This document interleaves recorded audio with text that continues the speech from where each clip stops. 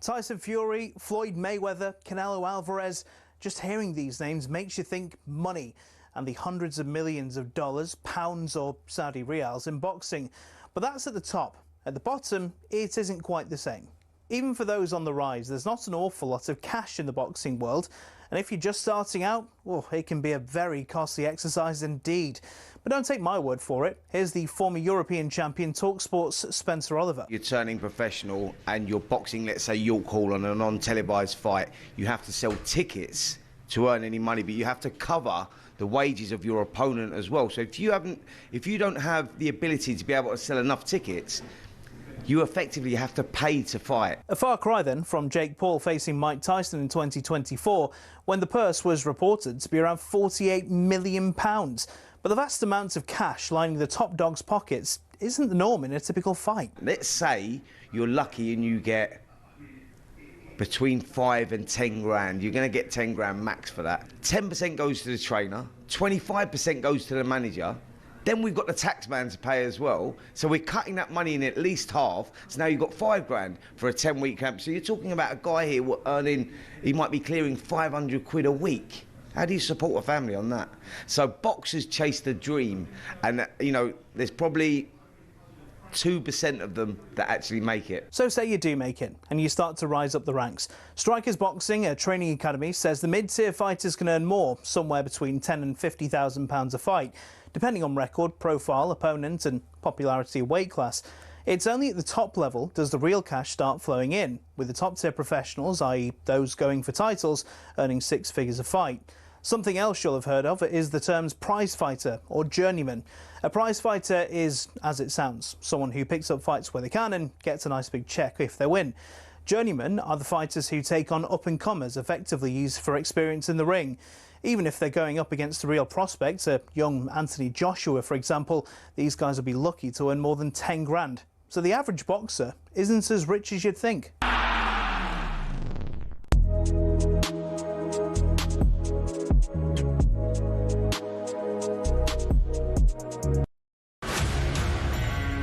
Hello and welcome to talkSPORT Goals. We're taking you through what should be another busy day of football. Chance to win it! We don't need to do that, guys. I'm going to owe you an apology. How would you get to that conclusion? That's a weak mentality. Oh, get out of it.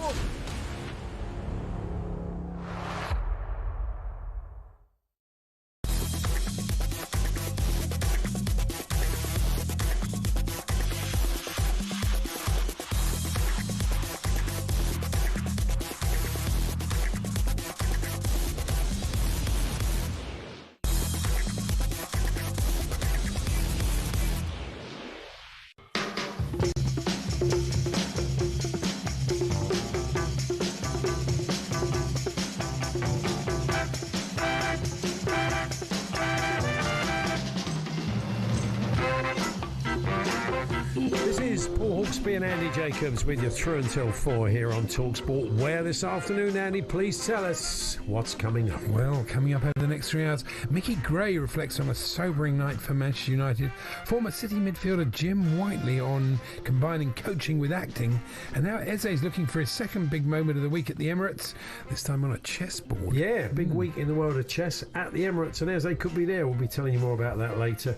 We'll also look back on some of the more memorable Chelsea-Barcelona battles. They've played each other. Chelsea have played Barcelona more than any other team in Europe, 6 times more. You always it's amazing, isn't it? Always come up against them. And boxer Liam Cameron pops into the studio. Oh, there are bunnies. Yeah, of course they are. Yeah, sure. There's all this, plus we'll look ahead to a big night in the Championship and our man in France on the rehabilitation of Marseille's Mason Greenwood. Yeah, that's all to come. It is 5 minutes past 1. Good afternoon, everyone. Good afternoon, Andy. Yes, good afternoon, Paul. And what a terrific performance by Everton last night. It's very easy to sort of go all in on how poor United were. We're going to talk to Mickey Gray because you know there's been a lot of conjecture. I mean, really, with respect, if you're at home and you're Manchester United and you're playing 10 men for most of the game, that's a game you should be at least getting a point from, and really all 3. So Amarim's so inflexible. He's ridiculous the way he's wedded to that system. They were talking about, you don't need to be a tactical genius to see they had 3 men marking 1. Yeah. Therefore, they had no numerical advantage at any point. I thought Barry did very well, actually, playing on his own up front. He did.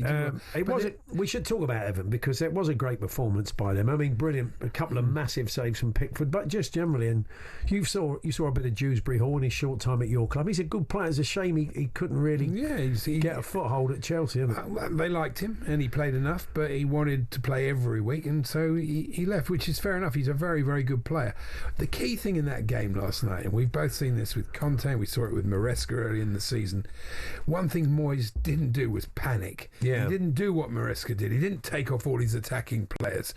He realised you have to carry a threat to keep the other team honest, so he just basically didn't make any subs. He just kept it the same, and that was absolutely the key. 11 versus 11, they would have won that game easily. Yeah. I mean, no question about it. United were in trouble, and it was a really, really good performance. I mean, as I said straight after the Tottenham game, we were pretty abject in that match, that 2-2 draw the other week. But I didn't think a lot of them in the flesh. Sometimes you see a team in the flesh and you get a different vibe, but I really didn't think they were all that. It's the whole thing is just not right, the system, and they've got some good players, and so they're going to win some games, the likes of Cunha and Buemo, and they missed him last night. They missed Sesko because Xerxes doesn't do a lot, does he? I mean, a nice header, but it was a great save. I mean, by the letter of the law, maybe the ref would argue he had to give a red and he might have got marked down, but it wasn't a red. Any experienced good referee like an Oliver or a Taylor would not have done that. They would have just taken the heat out of it, given them maybe both a yellow, told them to calm down. And to me, there are 2 types of refs. There's the good refs, the ones that have a bit of flexibility, a bit of leeway, a bit of man management, a bit of common sense. And then there's those ones like the one last night who's, that's the laws, that's the rules, that's what I'm doing. He struck him in the face, he's going. Yeah. You think, mate, that's not good refereeing. I'm sure if it gets in front of Howard Webb and Michael Owen, they'll back him up. Yeah, because it's the rules. But that's not the point. It wasn't enough force to justify it. It was a poor decision. Yeah, I mean, it wasn't. They weren't windmilling. It wasn't Lasso and Bogia, was it? I mean, it wasn't. I just say an experienced referee would not have done that. Would not have given a red card. I don't think. But who knows? They could tell you they would, but I don't think they would. So, fulsome praise for Everton, who were fantastic. And I was thinking of Jimmy Mulville, who was the guest on the show yesterday, looking into that game. I was thinking about him too. Chatted to him about his book yesterday, and then Everton go out and win at Old Trafford. He was saying he felt David Moyes, after being let go by United in such a short space of time, would probably still have a point to prove, and he proved what a great. He's tried to prove it about 18 times. Yeah, that's true. Yeah, but you're right, Andy. He did deal with it brilliantly. Yeah, absolutely. No question about it. There's the big darts show yesterday, and our old mate Jerry Lawton from the Star was down there. Oh, that's tremendous. Pictured with all the darts players. Jerry wouldn't look out of place at Ali Pally. Actually, he looks at the bar. Oh, okay, fair enough. We were a big fan of his work, aren't we? We are. Yeah. And Toby Tarrant, Chris's son, has been having a go at the Aussies, and he's sort of taking the mickey a bit. But he says they still wang on about Don Bradman as the greatest player who ever lived. The bloke played about 1,000 years ago. Nobody cares. I was thinking, that is so ignorant. It's unbelievably ignorant. It's one of the most ignorant statements I've ever read.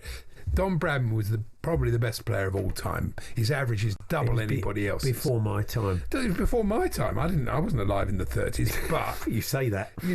He had a period for about 20 years, not 20 minutes, where his average was double anybody else's. I think Toby's just trying to get into the Aussies. He's just poking them with sticks. It's ridiculous. Not a lot of what they've been saying, or has been standing a great deal of scrutiny. So I wouldn't worry about it. No, I wouldn't. Don't get so upset. No, you want to sit him down and have a. Chris listens to the show. Maybe he'll sit. Have a word with him. Tell him don't be so stupid. Yeah, we are. Not that I knew Don Bradman. He's not a relative of mine. No, I mean, from what I understand, he was a piece of work, wasn't I he? think so. He might have been, actually. Yeah. Let's start trashing that legacy. Bradman, not for me, Beaky. Yeah, no, I'm not sure. Oh, he's very lucky with that 99.9, nothing average. He didn't even get an average of 100. Came up short. He was rubbish. He was rubbish, yeah. Anything else you want to talk about? Well, it could be. I've got a selection of letters from... We haven't got to get those yet. Is there anything a bit more timely? A bit more timely? Yeah. I tell you what, I did the enjoy. past century. I know I banged on about it before, but it was the first one of Alan Carr's new series of Changing Ends. You're a big fan, aren't you? I'm a big fan. I think any sports fan would be. It's a very funny... A, it's very funny, and B, the guy who plays Alan Carr, I can't remember his wonderful performance. Not Alan Carr. Yeah, Alan Carr's dad. Yeah. And there's quite a lot of football stuff in it. Like the first one of the series, it was Deadline Day. Graham, isn't it? Graham Carr. Yeah, Graham that's Carr, right. the former manager of Northampton. And what it was like managing a club like that. You'll get all that comes across in it. It's a really, I recommend it. It's a really good show. That's for me. I'll go and check it out. The first show, I think the first proper show, a mate of ours was promoting Alan Carr in his very early days, and he said, could you get this lad on? He's doing some shows at City. His dad used to be a football coach. And we said, and he came on, and he was very funny. And our mate who came back, we said, oh, thanks for that. We sold the remaining tickets. And I think the rest is history, don't you? Oh, yeah, absolutely. All the way up to celebrity traders. And a lot of it is about Alan's sort of hatred of sport, dislike of sport, you know. So there's a lot of sports features in it quite a lot. I'm driving my missus mad at the moment because often sort of early on a Saturday evening, might have this sort of TV on in the background after all the results have come in, you know, and... Picture Slam comes on. My wife likes that. No, it's not so much she likes it. I've got this kind of Alan Carr Tourette's thing going on. I keep walking around the house going, pick a picture. And she says, you do that once more. Pick a picture. I'm a real lad. Have you got one of those, folks? Have you got one of those? Have you got one of those sort of Tourette's things? You can't help it. And in the end, I forget I'm doing it. The dog looks slightly freaked out when I suddenly shout it out. But, it's like your old nan used to say, oh, you'll stay like that. What if I did, though? What if I was doing today's show and I'm saying, well, joining us, pick a picture. And I couldn't stop doing it. The wind change and you'll keep doing it. Tell you what I have got for the listeners, for you listeners. It's the Appleshaw Cricket Club in Andover, Hants. Oh, I like this. On the weekend, they hosted their annual Father Christmas Santa Claus Get Dressed Up as Santa Claus cricket match. Yeah. And all the money went for charity, which is very nice. And it looks like a lot of fun. Everybody's wearing Father Christmas. So come on, give us your Christmas-based cricketers. It's got to be cricketers. We can't have Jason Yule-log. We can't have Santa Cazorla. They've got to be cricketers, not footballers. It's quite hard. Other sport. I could only come up with Christmas Tavare and Trimmings Tremlett. Trimmings Tremlett? What's that? Tim Tremlett. Oh, the fast bowler. Don't you remember him? Was he? I thought he was Chris Tremlett. No, his brother. Oh, okay. No, his brother, his dad. Oh, okay, mate. Okay, back, I think, anyway. I'll just check. Okay, fair enough. All right, then. Trimmingslet. They've got to be cricketers, Christmas-based cricketers. Sure, there was a Tim Tremlett on there. Okay, you're making people up there, aren't you? You lunatic. Pick a pick. I've got to stop doing that. Really, got to stop doing it. Hold on. I want to say hello to Paul, the DHL. Here he is, Tim Hang on, Tremlett. I'm talking. Former English cricketer, Chris Tremlett's father. Okay, marvellous. Tim, it didn't really work anyway, did it? Trimmings Tremlett. Paul, the DHL driver I saw earlier on, went out of his way to say hello. He's an Arsenal fan, so I soon realised why he'd gone out of his way. But no, Paul, seriously, thanks for your kind words and thanks for listening. And I'll stop saying pick a picture. If you've got one of those, we're looking for the the Christmas-based cricketers. And indeed, if you've got a bit of a Tourette's type thing, it's not. I mean, it's a serious condition. I'm not cheapening that, but something where you find yourself exclaiming out loud and unable to stop yourself, much like me and Picture Slam. talksport.com/H&J 81089. Tweet to TSH&J. Jeff Peters, Phil, but the Foxes straight in with Eric Hollies. Oh, yeah. Good. Not bad. Not so bad. Very good. Jim. Local knowledge there. Jim Slayer Scott. Robert Turkey. No, it's going to be. This There's a stretch, isn't gonna it? Be it's going to be a grim haul. This, isn't it? Yes. Oh, we'll see. TalkSport. That was Gaz in Woking. Thank you, Gaz. TalkSport.com. Text 889. Tweet TSH and J. 03717223344. Your wife going on about pictures, Slam. Yeah, sorry about that. Anyway, it is Paul Hawksbee, Andy Jacobs here on TalkSport. We kick off chatting to Mickey Gray, reflecting. We've talked up Everton, and quite right, it was a great performance by them, and we'll touch on that. But a lot of focus on Manchester United at home, at Old Trafford, after an okay run of results-ish in the previous month. Beaten by 10 men. Not great. We'll get the thoughts of Mickey in a few moments' time. We're here with our good friends at Tool Station. Check out Tool Station. Unmissable deals, great offers on hundreds of trade brands. Next stop, Tool Station. Pick a picture!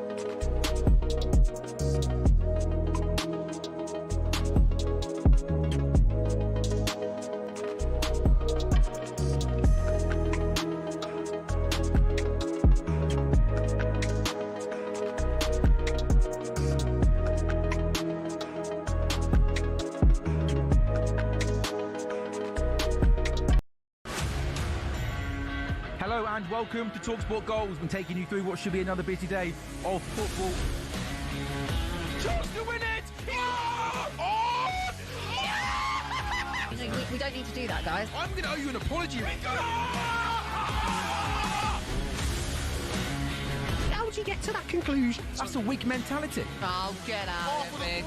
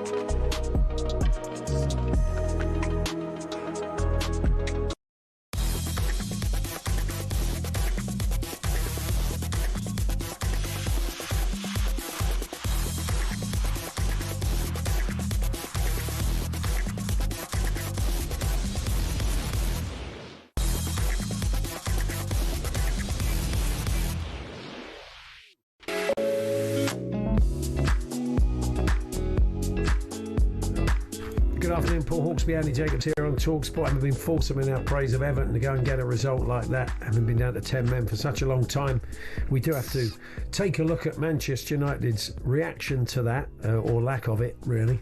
I was thinking that bloke who's not getting his haircut, he should just give up, mate. Honestly, just go and have a haircut. Don't worry about it. No one would blame you. Really? Never You can't gonna keep happen. on like this, fella, honestly. Anyway, joining us now, man in Manchester, Mickey Gray. Good afternoon, Mick. Paul, Andy, how are you doing? Yeah, let's maybe start with the red card. Have you ever been in a situation like that? You ever had a little bit of minor fisticuffs with a teammate on the pitch? Yeah, I mean, I wouldn't say it's come to blows or anything, Paul, but I've certainly been on the pitch and had many arguments where the referee's been kind of stood in between the two of the players. And he's kind of just said, have a word in your ear and just said, look, calm it down a little bit. You know, everybody seems to be watching in the stadium. And obviously, if you were on TV, a lot of people would be watching it on TV as well. But I think it went a little bit too far by giving him a straight red card. I think if he'd have just had a breath, to be honest with you, and maybe had a word with the two players just to calm them down in any situation, I think Everton would have had 11 players, but as we saw last night, it didn't matter if it was 10 or 11. They still got the better of Man United, who were absolutely terrible. I mean, you're seeing them on a regular basis, but I mean, I saw them a couple of weeks ago. Didn't think they were up to much like us at the Spurs game, but still, I mean, looking at them last night, I mean, there was just a real lack of ideas, wasn't there? Well, Paul, they never got going. I mean, I wonder what my reaction... I wasn't at the game last night, but obviously I watched the game, and I wonder what my reaction would have been if I was obviously working for talkSPORT last night when I saw some of the individual performances I watched last night. They're playing for Man United. And I looked at the two wing-backs, which Ruben Amorim wants to play this system, and we're kind of all holding back and hoping or wondering whether it's going to turn around and become a good situation for Manchester United. But they're just clearly or simply not good enough. Patrick Dorgus came to Manchester United and he crossed the ball 3 times last night as a left wing back. And 2 of those crosses came within the final minute before he actually got taken off the pitch. And I actually tweeted last night, he sprinted off the pitch quicker than he did while he was playing for the 50-odd minutes in the game last night. It was not a good performance from him. And there's certain players that come to the Premier League, Paul, and over a period of time, you watch them play and you start to realise that they're never going to be good enough to play for, not just in the Premier League, but certainly to play for a club like Manchester United. And Mazraoui, I know he's had a very good career, but he looked lost last night. And that's just to mention 2. I could go through the rest of them if you want me to, but we'll be here for a long time. Yeah, I mean, it's interesting that Gary Neville was so critical, but he wasn't wrong, was he? You could just see in that big wide shot, 3 people, no advantage. That's simple, isn't it? Well, it is, Andy, yeah. And, you know, it was there for everybody to see why Luke Shaw wasn't coming out from the back and making that extra number in that midfield area and making it harder for Everton. But it wasn't just that. If you watched the game last night or listened on talkSPORT, the amount of times Man United players gave the ball away, not under pressure, it was alarming, it really was. And I know everybody's talked about them going 5 games unbeaten. Well, look, they've drawn the last 2. And you just mentioned there, Paul, one of the games was against Tottenham and they got fortunate at the end of that game. So it hasn't been all rosy at Manchester United by any stretch of the imagination. Then when they play bad, they play really bad. And there's been conversations, can Man United finish in the Champions League or can they finish 5th or 6th in the Premier League? After watching that last night, they will really struggle to finish in the top half of the table because they've just got no consistency. To hear Amorim say, look, we're still miles off. I mean, we were talking yesterday about this to Ian Smith, the comedian. He's very honest, and some people like his honesty, but I think sometimes he's too honest. He's saying, I'd love to see my players fight. I mean, sometimes I wish he kind of maybe needs just to rein it in a little bit, really. Well, you're completely right, Paul. I know sometimes when you're in his press conferences and he gets asked certain questions, you're thinking, oh, please don't say what we expect you to say. But he does, he comes out, and I think it's refreshing at times. But I think he really needs to actually send his message across to Manchester United supporters because they're still in a mess. It's going to take a long time and a long period of time until he turns things around. I mean, he did got asked that question about the sending off last night. And he said, I want to see a little bit of fight from my players. I was actually waiting for him to turn around and say, I had a fight with one of my players in the dressing room at half-time. Yeah. Because they never got going. And even the reaction when they come out in the second half and when they went a goal down, I know Bruno Fernandes had a couple of 25-yard strikes and Xerxes had a wonderful header saved off Jordan Pickford, who was outstanding again last night. But other than that, there was no threat at all. And I know Cunha and Sesko weren't playing, but you can't keep relying on the same players to try and pull you out of the mire every single week, because it's not going to happen. I did note that at one point, United, when they do play quickly, they look so much better. But that's like most teams, isn't it? Of course. I mean, really. There were a couple of times they did move the ball quickly and they did create quickly something. and progressively is what most of us want as football fans, but it's surprising how often our teams don't do it. Yeah, 100%, Paul. I agree with both you, Andy, as well. I mean, I touched on the crosses from the wing-backs yesterday. If you want to play that system, then your wing-backs have got to be up and down that pitch, defending, keeping clean sheets and creating for your centre-forwards.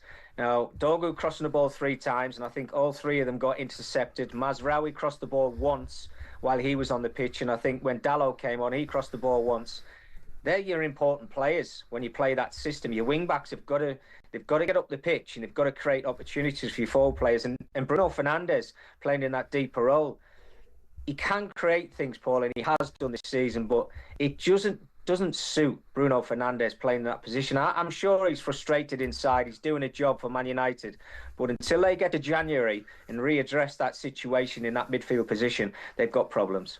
Mickey, good to talk to you as always. Thanks very much.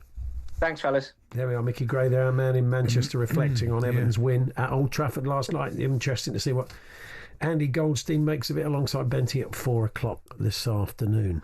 Now, it's 20 years on from the passing of George Best. It's a day myself and Andy remember well. We were on air that day, and it was just shortly before 1 o'clock, I think, that the news came through that George had died. It was a very emotional show, wasn't it? We had, even though he'd been very ill, and I think everybody did know it was coming, it was imminent.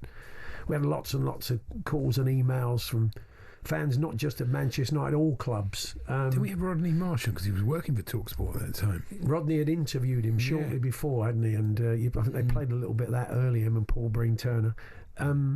And I always remember Dennis Law coming on, because the Moose had gone down to the hospital to report, and Dennis came out. He'd gone to say goodbye to George, and that morning he was very emotional. He kindly came over and had a chat with us on the show. It was an incredibly sad day, even though we kind of knew it was likely to happen at any moment. But it was funny. He was a wonderful player, and if you are lucky to see lots of footage of him, he really was tremendous. It was very funny before Simon saying that he was his favourite player, the best player he's ever seen, and he's right up there, that's for sure. Yeah. And Jim just said, "Why?"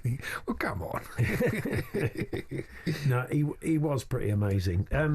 2 of his former colleagues on Sky, Jeff Stelling and Jeff Thompson, are part of a special talkSPORT daily podcast. You can download it now. Phil telling stories about playing on his Liverpool debut against Manchester United and against George Best. There's some great stories on there of George as a player and on screen on Sky with the guys. So if you want to hear more, then the talkSPORT Daily is available on all podcast platforms now. Still to come, Rick Glanville joins us, Chelsea club historian. It is strange that Chelsea and Barcelona draw each other so often in European games. It is. We'll look at some of the memorable battles with Rick in a few moments' time. Jim Whitley joins us as well, former City midfielder, actor. He's a polymath, the man. Actor, artist, he's done it all. He's done some really interesting stuff post-football, so Jim will join us for a chat and look ahead to City in action this evening against Leverkusen.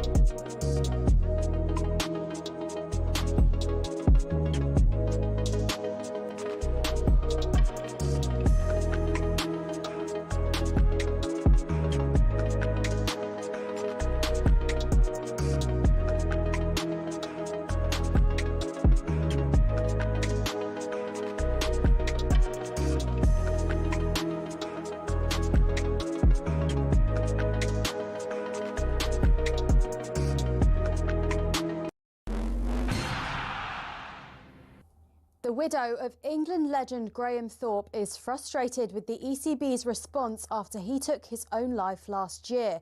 Amanda Thorpe believes Graham would still be here if he'd received residential care for his mental health sooner.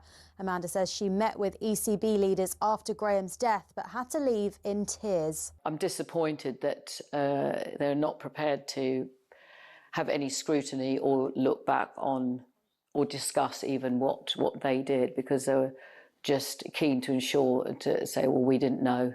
In a statement, the ECB says it has met with Amanda to discuss her concerns, and Graham's death was looked at by an inquest with full ECB support. That inquest didn't criticise the way he was sacked. Amanda Thorpe was speaking to Head Before Wicket, a talkSPORT investigation into mental health in cricket. Listen now via the Following On podcast. Now, Simon Jordan is not happy with Idrissa Gueye's red card at Old Trafford last night. He says it should have been dealt with differently. It feels like, pack it in, you two. Yellow cards anymore, even a crossword between one another, you're going off. Tonight, Champions League action, and Chelsea legend Gianfranco Zola says their match against Barcelona this evening will have a massive effect on what the Blues can do against Arsenal on Sunday. Winning today, I think it will give a big boost to the team, to the crowd, to everyone. All your latest is at talksport.com.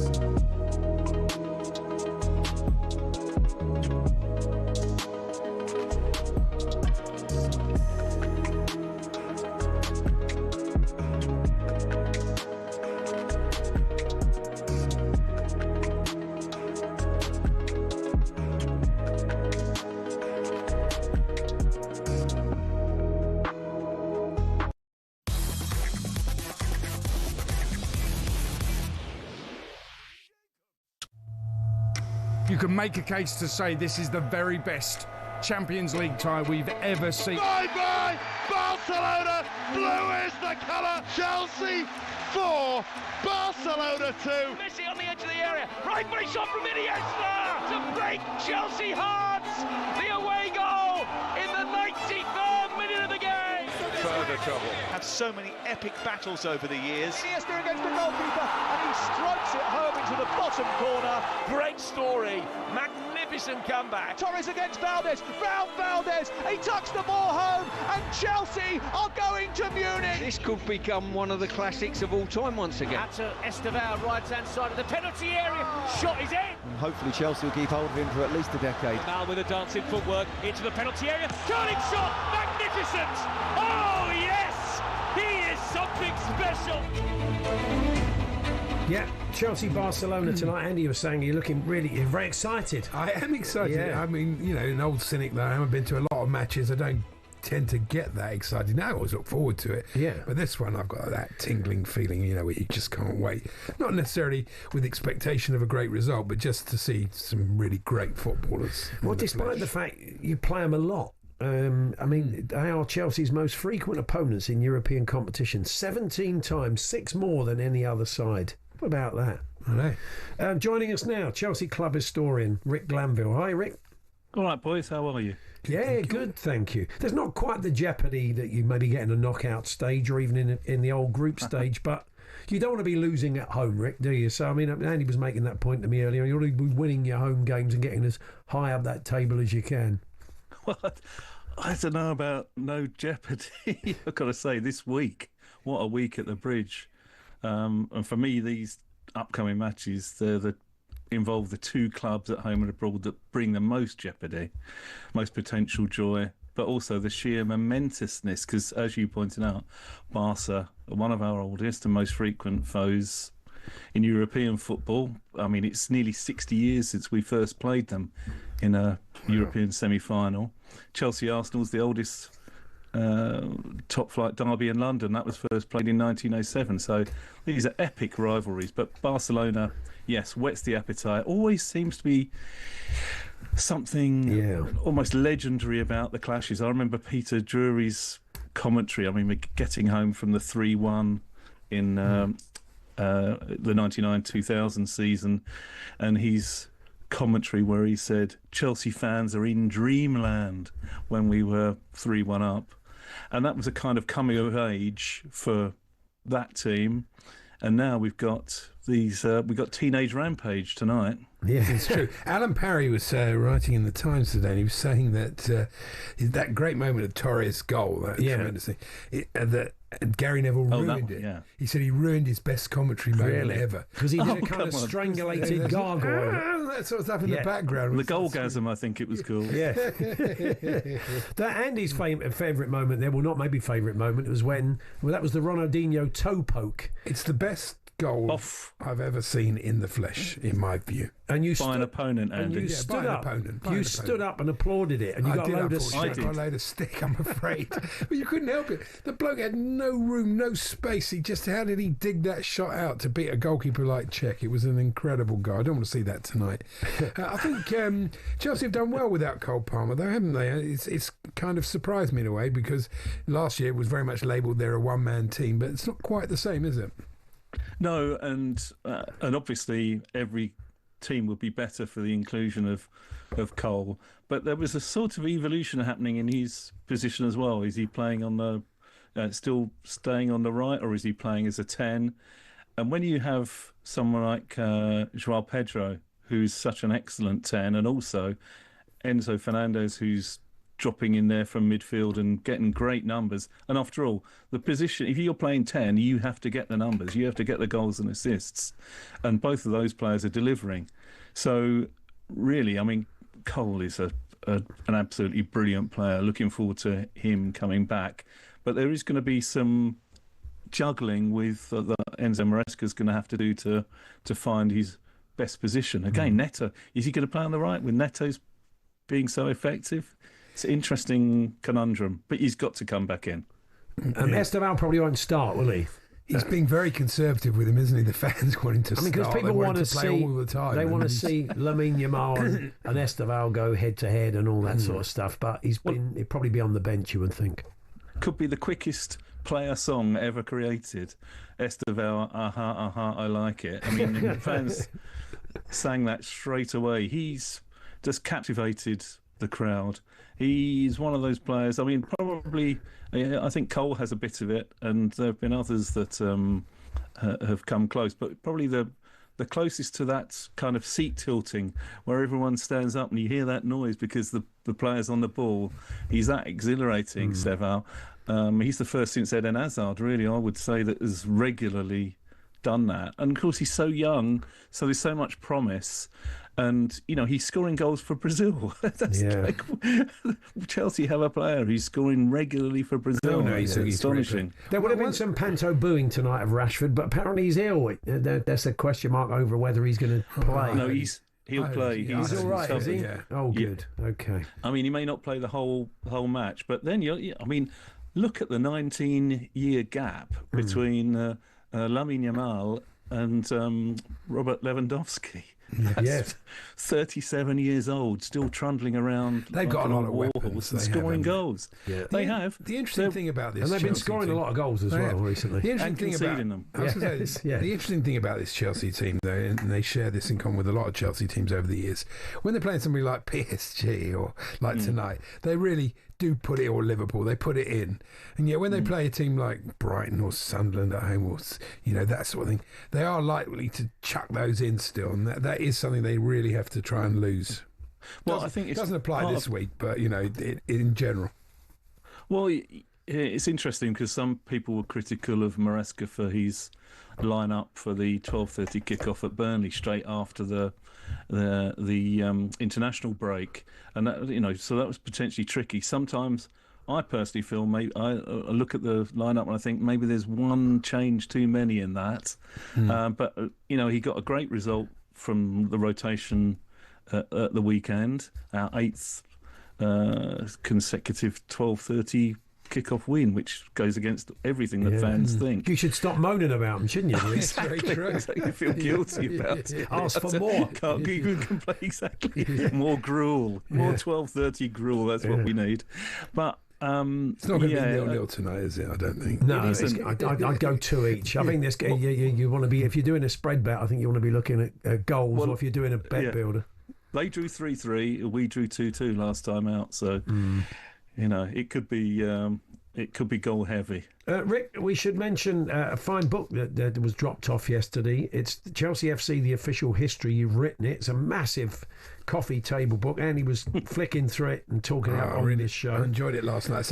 I sent you a text, didn't I? It's a really beautiful book. It's beautifully set out. It did take me back to because some of these books are signed by the players. And when I worked at Chelsea for a short time, we had a signing. We had a signing. Should be in the book. We had a signing.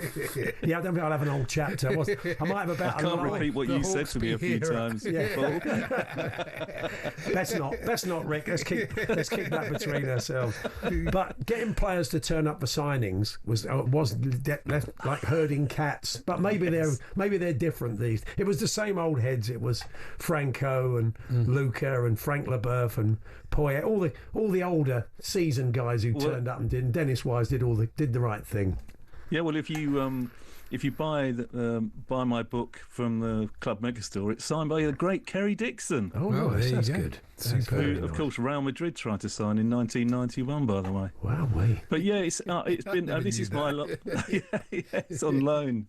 Rejected. They went for Fashanu instead, and that didn't come off either. But this is like my lifetime's research culmination of that, and I've gone into a lot more detail, gone much deeper into archives and records and everything like that, and found lots of stuff that I think that's obviously it's for Chelsea fans, but there's a lot of stuff about Chelsea's role. Like, we were the team that prompted the first ever transfer window in 1910s, because we made a failed attempt to sign loads of players to stave off relegation. They all got injured and we got relegated anyway. But we were the first club to use ball boys. We were the founding members of the European Cup in '55 and stupidly turned down the invitation to play.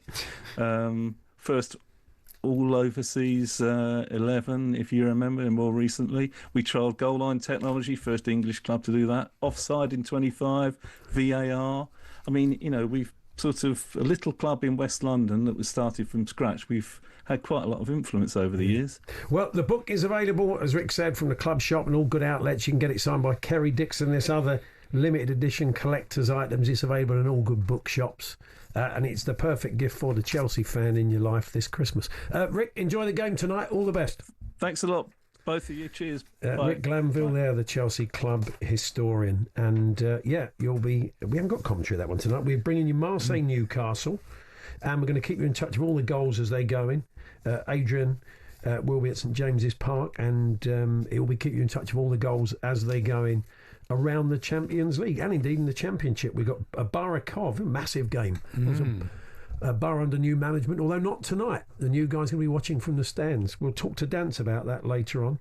Mark Wilson, Chris Owellamo, your commentary team for that over on talkSPORT 2. Jim Whitley joins us next, former City midfielder, actor and artist. And we're going to be chatting about his latest acting role and Sam Allardyce's acting debut. Well, if you don't include those ads. We're Pards and Tony Pulis. We're here with our good friends at Toolstation. Check out Toolstation's unmissable deals. Great offers on hundreds of trade brands. Next stop, Toolstation.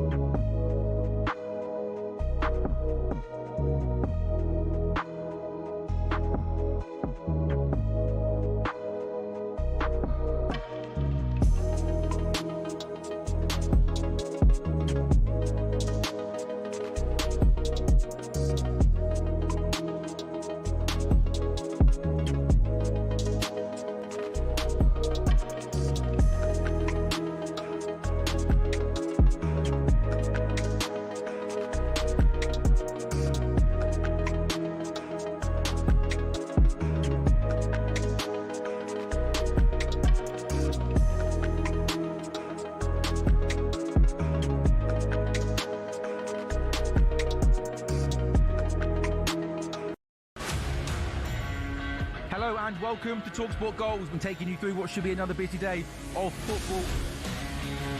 Chance to win it! We don't need to do that, guys. I'm going to owe you an apology.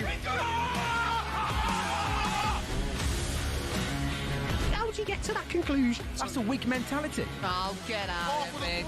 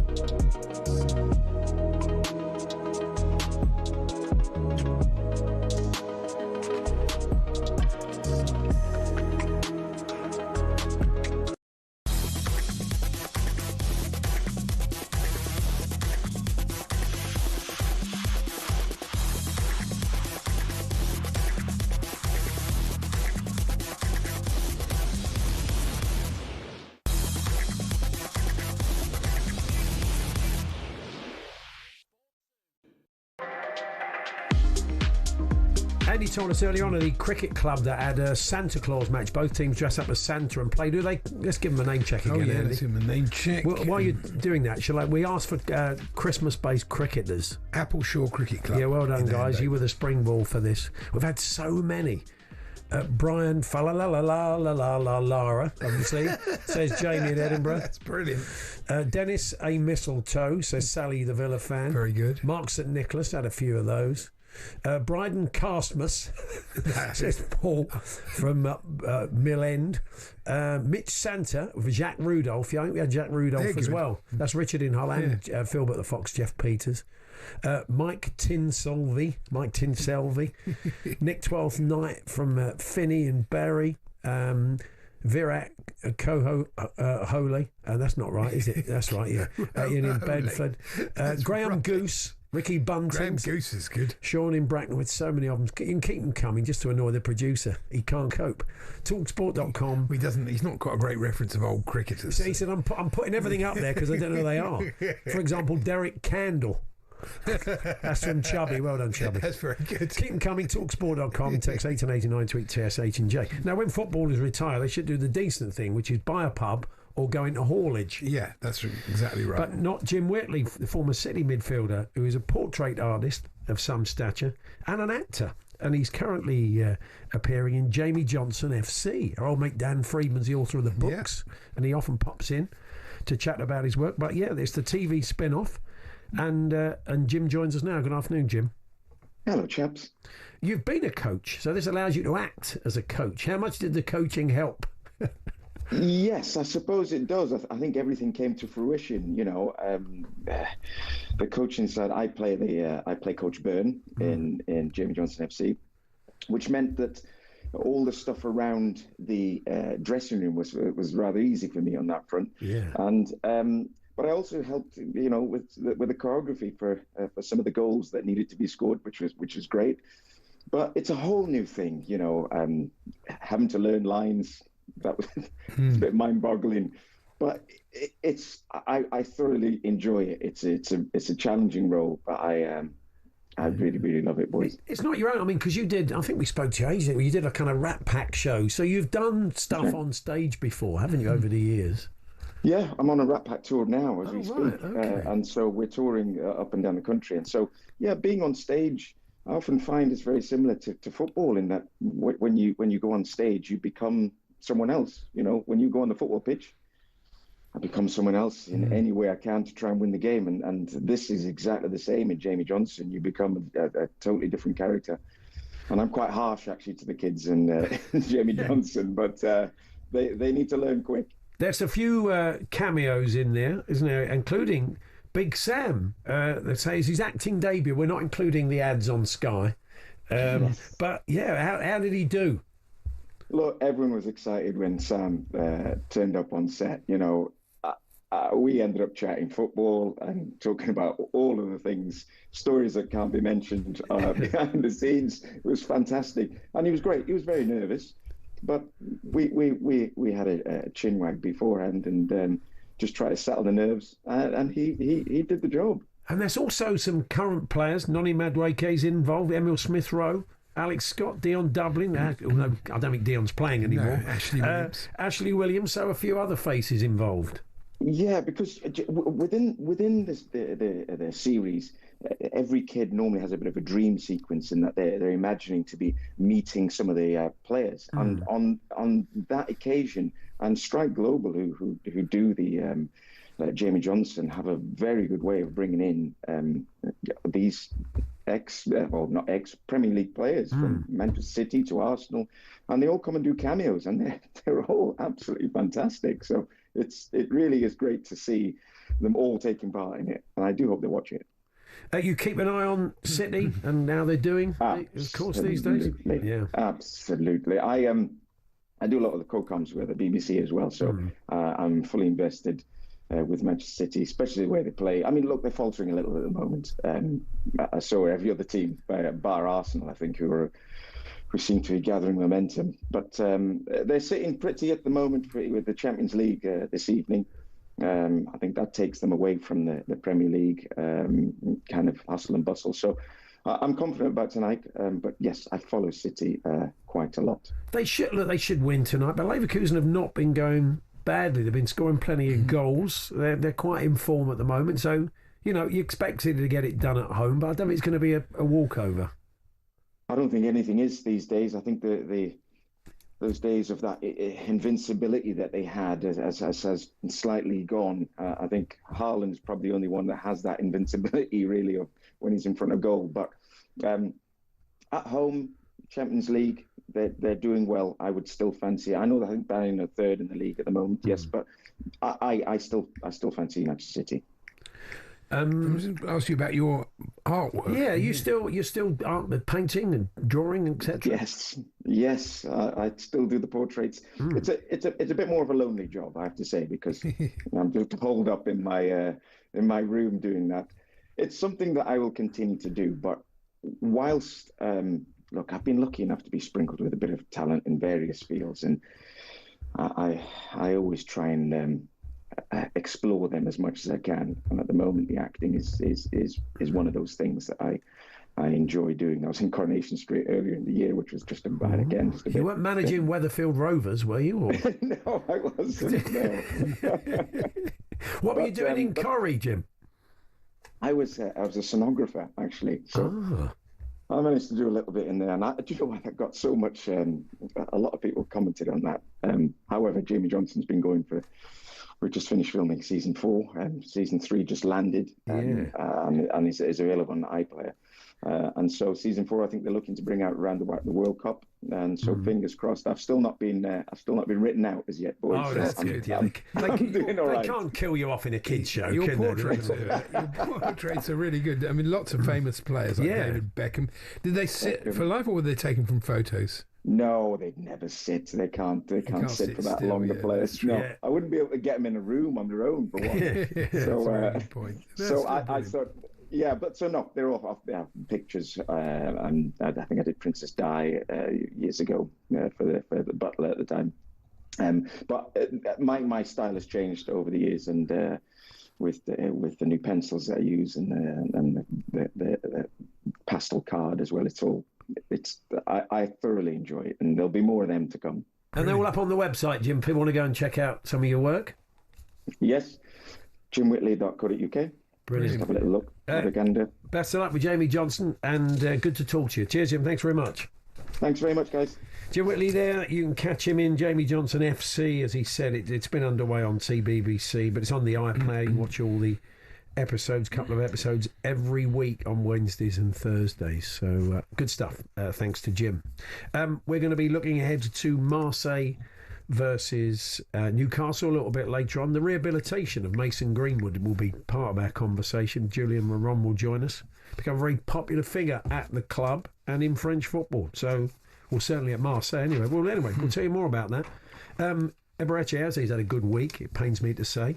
Could it get even better at the Emirates for him on the chessboard? We'll tell you what that's all about. We'll talk a bit of Palace with John Pienaar as well in a few moments' time.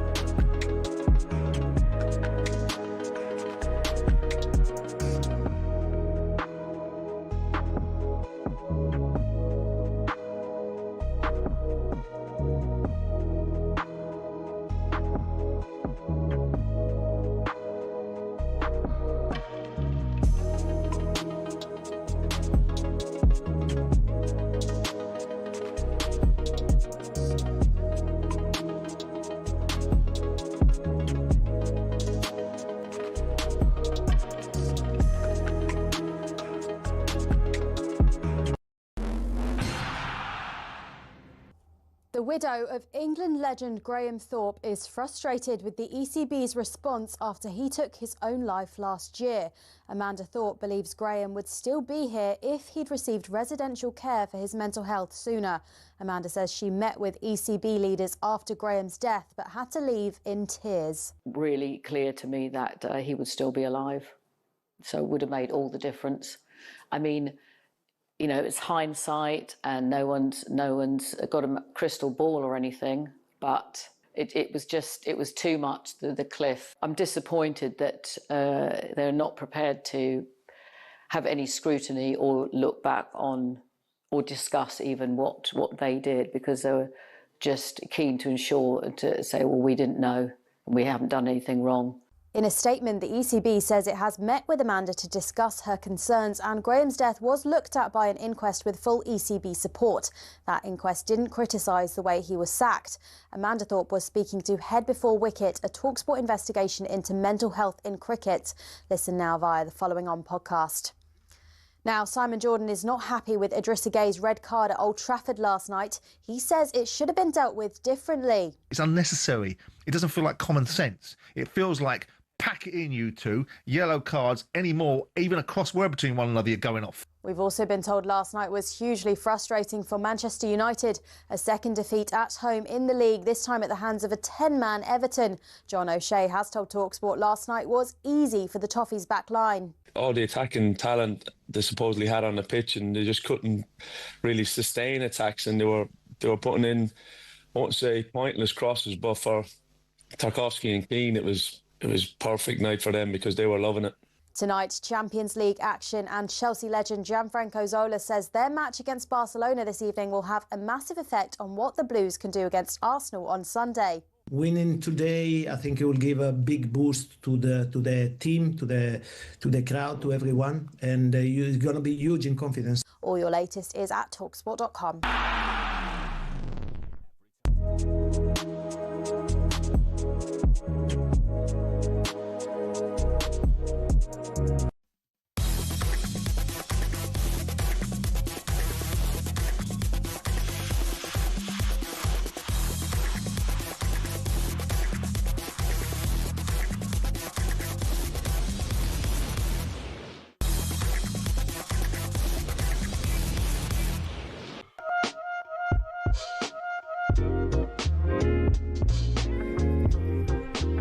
Good afternoon, Hawksbee and Andy Jacobs here on talkSPORT. Yeah, John Pienaar getting stuck into Jean-Philippe Mateta. We'll tell you more about that in a minute. But I love him really. I just of course. But well, anyway, we're going to have a Palace chat. But John Pienaar from Times Radio. You're not the first fan to criticise one of your own players. No, I promise you. It's that old thing. You can have a go at your own mum, but no one else can. That's it. That's it. Well, it's a big day for our colleagues on our sister station, Times Radio and Talk Radio tomorrow with the budget. As we said, John, you'll be on from 4 tomorrow. Yeah, from 4. I mean, Andrew Neil and Joe Kilburn are going to be on for the budget, and immediately after that, and then I come on for 3 hours just talking about it, pulling it apart. In a tent outside Parliament, in a little gazebo, little black flapping gazebo, which is not nearly dry enough when the rain. But I'm told we got 2 stuck together, so that counts as luxury. We're not like you guys here. We don't have this massive budget to just lord it about the place. We rough it. Yeah, it's been a funny period leading up to this budget, because there's been so much drip information, which is actually quite annoying, because you try and sort of think, well, okay, if they're going to do this, I'll do that, and if they're going to do that, I'll do this. And you think, why don't you just do it and just announce it rather than do it? It's damaging, I think, the way the leaks and the way she's done this. Yeah, I've never seen it quite like this over how many years, quite like this, when so much is sort of chucked out there, and then what's really unusual in this case, and then undone and then taken back. I mean, you go back to, you remember Gordon Brown, he used to leak entire budgets before the budget. There'd be no surprises, and that was the point. When it comes to Rachel Reeves, it's like she's thinking out loud and then unthinking out loud. I think not all the leaks have been licensed, because a lot of them, always are. Some of it has been a mistake, and it's caused this chaotic impression, which they've been apologising for. But what we got, I suppose, is a budget tomorrow, a lot of which we know about, and what we do know is it's going to be painful for an awful lot of people, which is why last night at Westminster, Rachel Reeves was talking to Labour MPs in this behind closed doors meeting. I say behind closed doors, it's one of those meetings where you know everything which is said in the meeting about 5 seconds after it's said. And in the case of Rachel Reeves, who apparently was really giving it some, you could hear it outside in the corridor anyway, but she was wanting to get some support from her colleagues, saying the right things to them, because she's going to need it. It's going to be a bad day for a lot of people, I think, including Rachel Reeves. Yes, it's going to be very interesting. As you said, we've heard so much about it. Then we had that briefing where it looked like we were going to get a rise in taxes, income tax. Then it doesn't look like we are. We're now told tax now. Yeah, it's it has been quite. I was listening to a podcast the other day with Kenneth Clark, and he was talking about budget purdah just before the budget. Everybody shut down. No one would talk about it, but everybody's got their own way of doing it. There's always supposed to be what they call purdah when everyone shuts up, and there always is. Except it's never really purdah. People leak. People fly kites, and just see as a way of finding out what people think of this or that idea. What we're going to get tomorrow, we do know, is a lot of pain, and a lot of that's going to head into middle class earners. The idea of across the board tax cuts. It was never going to be high tax rates for everybody. It was about those in the middle range, and at the upper end, if you happen to have a big house, which people in London or the South East more likely to have those, you're going to be asked to pay more too. So that's why I say a lot of people are asset rich and cash poor, and that's a slight problem with that idea, isn't it? For sure. I mean, Labour MPs, never mind anyone else, in London and around the South East, they're going to be unhappy about that, because these are their people. And a lot of people in a house worth $1.5 million in London, it sounds weird in Macclesfield, though I think there's some nice houses in Macclesfield, but it sounds a bit odd to say that you live in £1.5 million house and you're not well off, but that can be the case. People can live in these houses, maybe their family have been there for so many years, and when you're told that you're wealthy and this is wealth, you think, no, it's not. It's where I live. This is an important budget, not just for the Chancellor, but for her position as well, and also possibly for the Prime Minister's position as well. Totally. I mean, all the talk about the place, you'll have seen it. Almost any paper you open, anything you listen to. This is going to be a tough budget for Rachel Reeves. She's not especially popular. Her ratings are pretty low, and a lot of people will be saying to you that she's on borrowed time. This budget goes badly, and it ain't going to go well. This could be the beginning of the end for Rachel Reeves. Problem with the other half of your point, if the Chancellor goes, the Prime Minister is suddenly hugely exposed.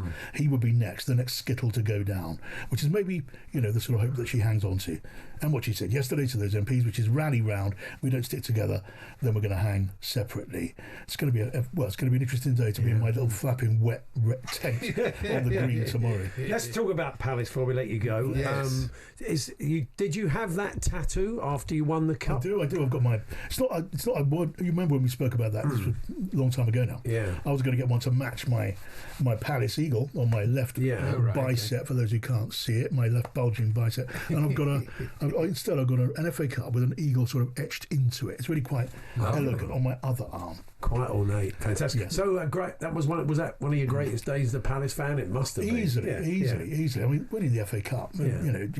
I never thought I was going to live to see that, and it comes along. And look, you saw I don't know if you were there at Wembley that day, but if you were, you'd have seen more men of around my age in floods of tears than you'll see anywhere else in your life. Absolutely.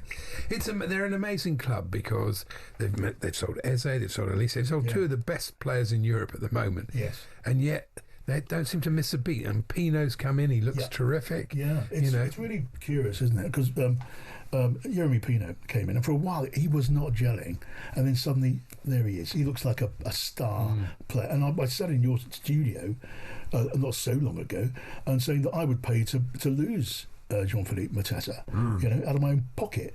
Anyone wants him, I'll pay you.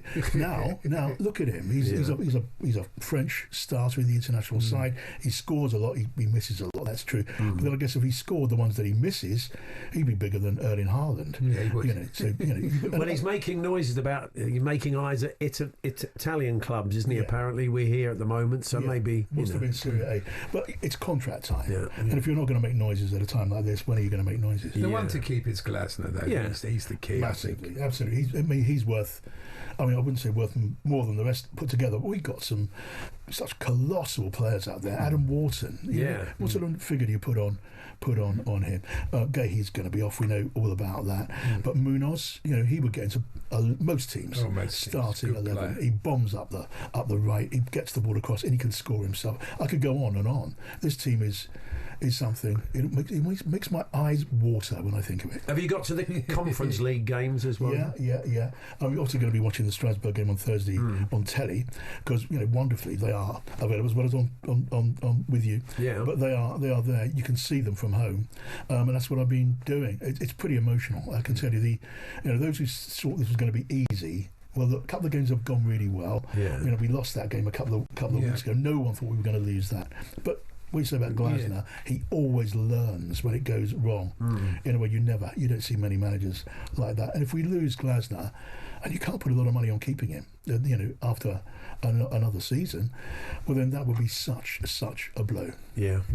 Well, John, best of luck tomorrow. Enjoy. I'm sure it'll be busy. You can make sense of the budget, what it means for both politics and your finances. You can make a date with Times Radio on Wednesday afternoon. Times Radio will bring you the Chancellor's speech in full, followed by a special programme of reaction and analysis from Andrew Neil, Joe Coburn, and from 4, John Pienaar, live from Westminster, speaking to ministers and MPs. So that's Budget Day this Wednesday on Times Radio. All the best. Take care. Thanks, John. That's John Pienaar there from Times Radio on 4 today. You've been sending us cricketers. Christmas-related cricketers because of a game of club cricket. You've gone absolutely nuts. Nick Silent Night, says James from Lincoln. Very good. What else have we got? All I could think of was Trimming Strebler. Yeah, that was It's a shame. Ben Snokes and Jingle Anderson, says Mr. McToot in the tune. Jingle Anderson. Well, Dance and Michael in Durham are both giving us Adam Hollyoak. There was quite a lot of Hollies. Ian Jingle Bell, says Ahmed, going to the physio with my knee, he says. John Snowman, that was a pretty obvious one, Nathan. That's true. Nathan in Antarctica, he says. Oh, really? Missile Joe Root, Callum, the Cali Thistle fan. What else? Well, the Christmas team, did they play Baz Baubles? Says Steve in Manchester. Actually, they did. Sleddy Flintoff, says Marvin in Preston. Ian both ham and turkey, says Adrian the Wolves fan. Spruce Reed. What else have we got? Really good. Jack Brussel from Adrian. Yeah. What else have we got? You've got a whole team here. Ben Stokings, Derek Under the Mistletoe. Very good, Stephen Shrewsbury. That was Hugh, gave us Ben Stokings. I think we're probably getting there with a few of them. But anyway, keep them Ricky Bunting. Yeah, I suppose Bunting kind of Christmas decoration. We had that one. Yeah, okay, keep them coming. Talksport.com, text 1889, tweet TS18J 0371722 3344. We're here with our very good friends at Toolstation. Check out Toolstation's unmissable deals, great offers on hundreds of trade brands. Next stop, Toolstation, in a few moments' time. We will be chatting to Malcolm Payne, British chess player and journalist, and finding out whether Eze could have another big victory at the Emirates this week. We don't mean buying, we mean on the chessboard.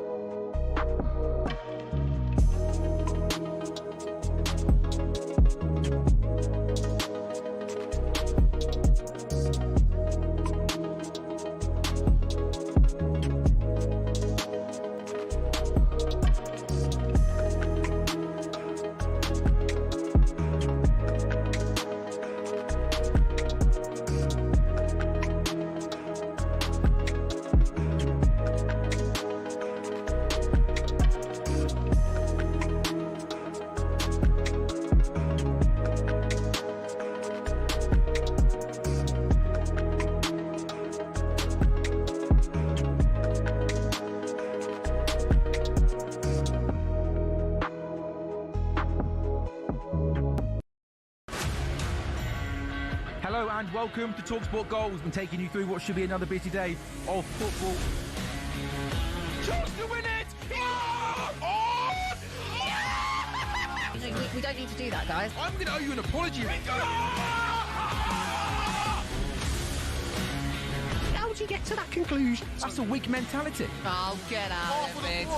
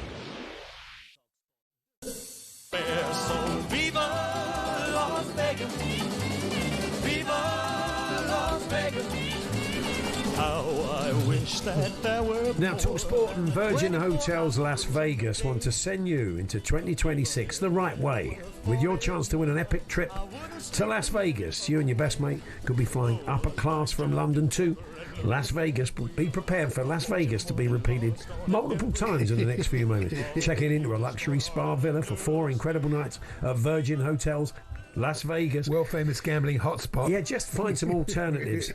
Cheering from the stands as the Las Vegas Raiders take on the Kansas City Chiefs. And to top it all off, you'll get £5,000 in cash to play with. So clear your calendar from the 2nd to the 7th of January 2026, because nothing starts a new year like Vegas. Good luck. Good luck. 21 plus, UK excluding Northern Ireland. For a chance to win, text WIN to 83338. Text at £2 plus standard network rates. Bill payer's permission required. Or call 03434239761. Calls are charged at standard rate. All entries must be received by the 28th of November at 4 p.m. This is a network promotion. Run across talkSPORT, Virgin Radio UK and Talk. Full terms and conditions at talksport.com. Paul Hawksbee, Andy Jacobs here on talkSPORT. Drive at 4 with Andy Goldstein and Darren Bent. We turn now to chess, and it's probably rather fitting that one of the venues for this week's London Chess Classic, which I believe gets underway tomorrow, is the Emirates, home of Arsenal Football Club. And of course, Eberechi, who scored a hat-trick at the weekend against Spurs, is a massive chess fan, having been taught by Michael Elise, apparently his old teammate now at Bayern. I didn't know that. Yeah. Malcolm Payne joins us now, a writer on chess and top player as well. Hi, Malcolm. Good afternoon. So you're expecting a little cameo from Eze? He's not involved, is he? He's not. I've invited him. Actually invited him this morning to make the ceremonial first move. But we've got Borna Sosa from Crystal Palace is going to be opening the final round of the tournament on the 5th of December at the Emirates. There's another chess player in Arsenal as well, Zubimendi. Martin Zubimendi apparently won a junior tournament. Wow. When he was a kid. And I'm told through the world number one Magnus Carlsen that Martin Ødegaard also plays. So it's interesting that Arsenal have acquired 2 good chess players recently. I suspect this might have something to do with their rise to the top of the Premier League, because I look at Liverpool and actually they've lost 4. Lost 4 serious chess players. Jordan Henderson, James Milner, Trent Alexander-Arnold, and Ben Woodburn were all serious players. So it could be that the balance of chess is mirroring the balance of football. Well, that's interesting. Is it one if you ever tried to put together a kind of professional footballers chess tournament, Malcolm? I plan to at some point, but these guys are always so busy. In the US, we've actually had NFL players playing in a tournament. So there's an NFL chess tournament once a year for charity. And yeah, we should definitely do something like that here. That would be fun. Yeah. Definitely. So you've got a lot of the top players playing, have you? Yeah, I've got 10 players in the world's top 100 coming to the XTX Markets London Chess Classic. It starts tomorrow, but will be in the Emirates from Thursday because there's a small matter of Arsenal against Bayern Munich. We've had to give up the Emirates for that fixture, and of course Harry Kane's playing in that match. I guess he's arguably the best player after Wednesday in terms of the footballers. He plays quite a lot on chess.com, and he's got a rating of 1200, I'm told, which is pretty decent. Oh, okay. It is. What's the format? It's different formats, aren't there? Different tournaments for the players. There is. There's a load of different things going on. That's right. So the elite tournament is a 10-player all-play-all. So everybody plays everybody. So that's 9 rounds. That's got 9 players in the world's top 100, including the world number 6, Ali Reza Firouzja from Iran, and the world number 12, Nodibek Abdusatrov from Uzbekistan. So 2 of the real elite in that tournament. And then there's an open tournament for the pros and semi-pros. And we had a surprise late entry in that. We got the world number 7, Ramesh Babu Pragnanda, he needs certain kinds of points in a certain kind of tournament called an open tournament where anyone can play, because he's trying to get into the World Chess Championship cycle. So rather than playing my elite tournament, he's gone for the open, and he should really walk that. He's I'd say about 200 places in the world rankings better than everyone else. Is he the very young player? Is he the very young Indian player, or is that somebody else? Am I going mad? He's a former prodigy. So he's a former prodigy. So he's still a teenager. He's currently world number 7. And there are so many good players in India now. I mean, India is now the dominant force in chess.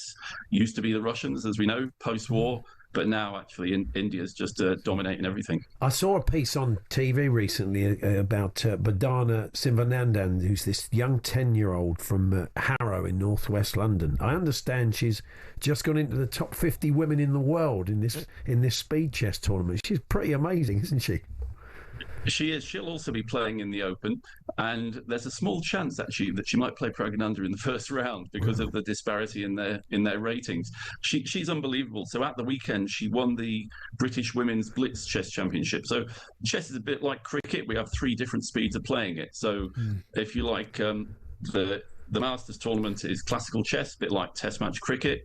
Then we've got a tournament the weekend after next, which is rapid, that's sort of like limited overs. And then Blitz is your chess 2020.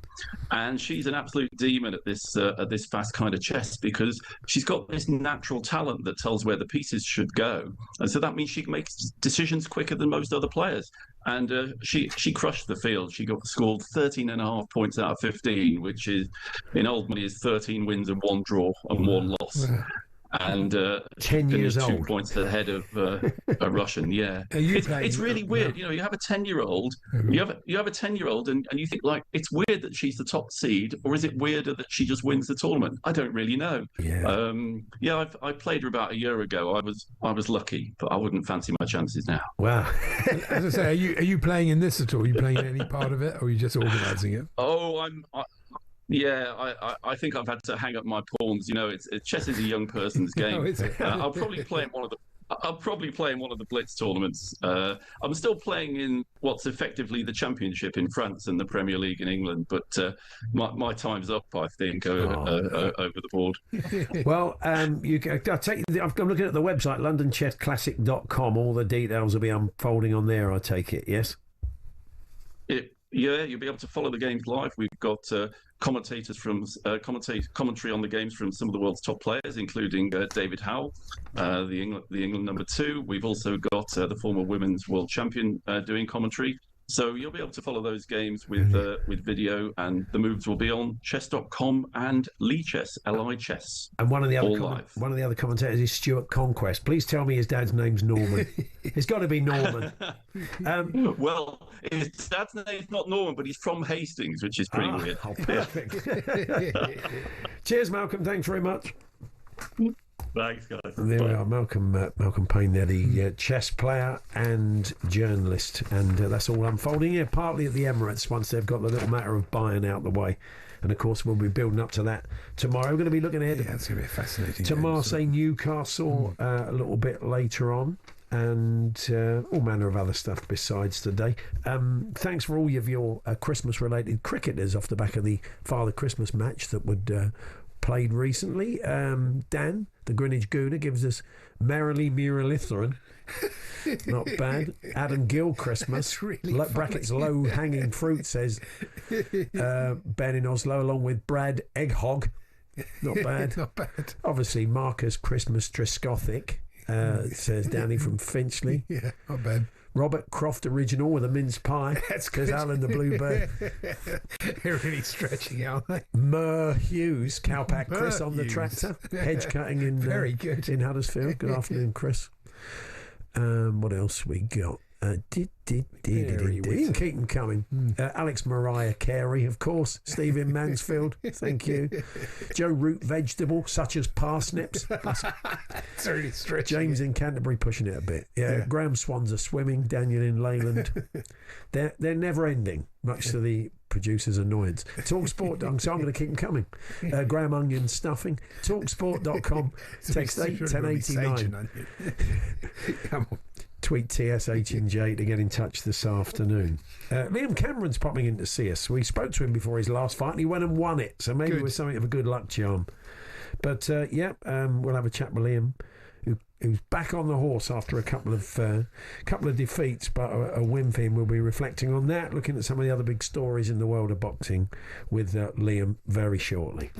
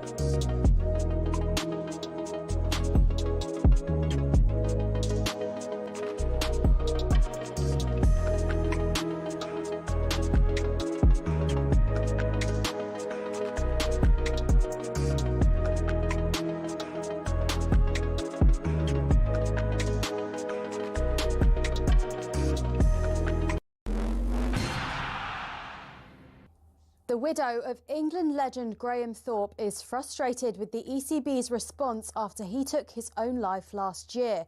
Amanda Thorpe believes Graham would still be here if he'd received residential care for his mental health sooner. Amanda says she met with ECB leaders after Graham's death but had to leave in tears. I'm disappointed that they're not prepared to have any scrutiny or look back on or discuss even what they did, because they were just keen to ensure to say, well, we didn't know. In a statement, the ECB says it has met with Amanda to discuss her concerns, and Graham's death was looked at by an inquest with full ECB support. That inquest didn't criticise the way he was sacked. Amanda Thorpe was speaking to Head Before Wicket, a talkSPORT investigation into mental health in cricket. Listen now via the Following On podcast. Now, Simon Jordan is not happy with Idrissa Gueye's red card at Old Trafford last night. He says it should have been dealt with differently. It feels like pack it in, you two. Yellow cards anymore, even a crossword between one another, you're going off. Tonight, Champions League action, and Chelsea legend Gianfranco Zola says their match against Barcelona this evening will have a massive effect on what the Blues can do against Arsenal on Sunday. Winning today, I think it will give a big boost to the team, to the crowd, to everyone. All your latest is at talksport.com.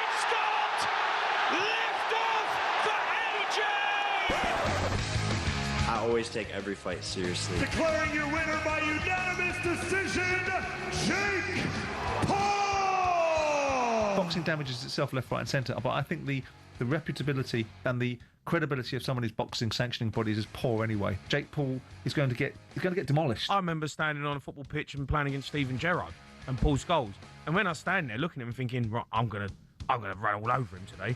Within 5 minutes, I realised there's levels to this game. I think that it's a hopeless and potentially dangerous mismatch. Yeah, a lot of opinions on that fight. We're going to chat about that and some other matters besides from the world of boxing, because Liam Cameron's in the building. He had a good win recently. We spoke to him just before that, and he's going to be popping up on the Talk Boxing YouTube channel a little bit later on. Good afternoon, Liam. Good to see you. Thanks for having me on, man. Yeah, well, we're pleased for you. I watched, after we spoke to you last time, I watched your fight. It was a pretty tight fight, wasn't it? Did you feel you'd sort of done enough? It was a unanimous decision, wasn't it, for you? Yeah, I thought I ate him with cleaner shots. So I never felt pressured that I was losing. What made it worse is Adam Smith were like, after 3 rounds, going, oh, Liam's lost it now, he's not got boxing no more. And I'm listening, I'm thinking, why is he saying that? He threw a lot of people off, I thought, in my eyes. But on the fan zone, a lot had me winning as well. And I don't have to justify a close, tight win, what I've been getting a bit of grief online with. Can you hear? So you can hear the commentary, when you can hear some of the commentary that's going on? When I watch Fight Back. Oh, I was going to say. Right, yeah. People are like persuaded, but... Yeah, it influences people's views, you know what I mean? Yeah, there was about until Frank Warren had something, because it was the Josh Buatsi fight that night as well. But, you know, in the moment as a fighter, you kind of feel like you've done enough. And when you watch it back, you still feel like that. Yeah. And there were never once, there were no ages in corner saying you're losing or anything like that. So I was just like chipping away at me. I know I started a bit slow, I'll admit that. But I finished strong. Yeah. So best way round. Yeah. When are you hoping to get back in then? When you're hoping to get back in the ring? I was supposed to have been fighting January, but it didn't materialise. I wanted to get straight back in. So I think March now. I want to be fighting active. I want as many fights as I can. Yeah. I love training. I love having routine in my life. There is an opponent. Isn't it Daniel Lapin, a Ukrainian, they've been talking about potentially? I'd love to fight him, to be fair. There's no disrespect in calling another fighter out. I think it's a big challenge. He's 6'6", southpaw. Ooh, wow. I'd be able to meet Usyk because it's his training partner. And good. He must be good. Do you get a bit starstruck now and again in the world? Who are the guys that kind of growing up who got you into boxing that you maybe met along the way? There's far too many to mention. I like Simon Jordan. I've just met him upstairs. Well, that's now you're talking about a big person. Do you know what it is? Like, I watch him, and you watch when you finally come on shows. I used to have to beg for interviews. Now they're asking me to do them. Yeah, well, that's good. That's good to hear. It's good. Obviously, Sheffield's always been a hotbed of boxing, and there were so many great fighters that came out the city, wasn't there? I mean, Anne, you remember you going up to Brendan Ingram's gym making a TV show? Definitely. Years ago. But so many great... Johnny Nelson, of course, a regular, but so many great fighters fought with Brendan, didn't they, over the years? So is it a great boxing city when you're growing up there? You're kind of aware of that pedigree. Yeah, probably. I think success breeds success, don't it? Like, you see Naz doing it, Bomber Graham, Kell Brook, and you think, I want to follow in their footsteps. So, as a kid, if it's around you, you will follow.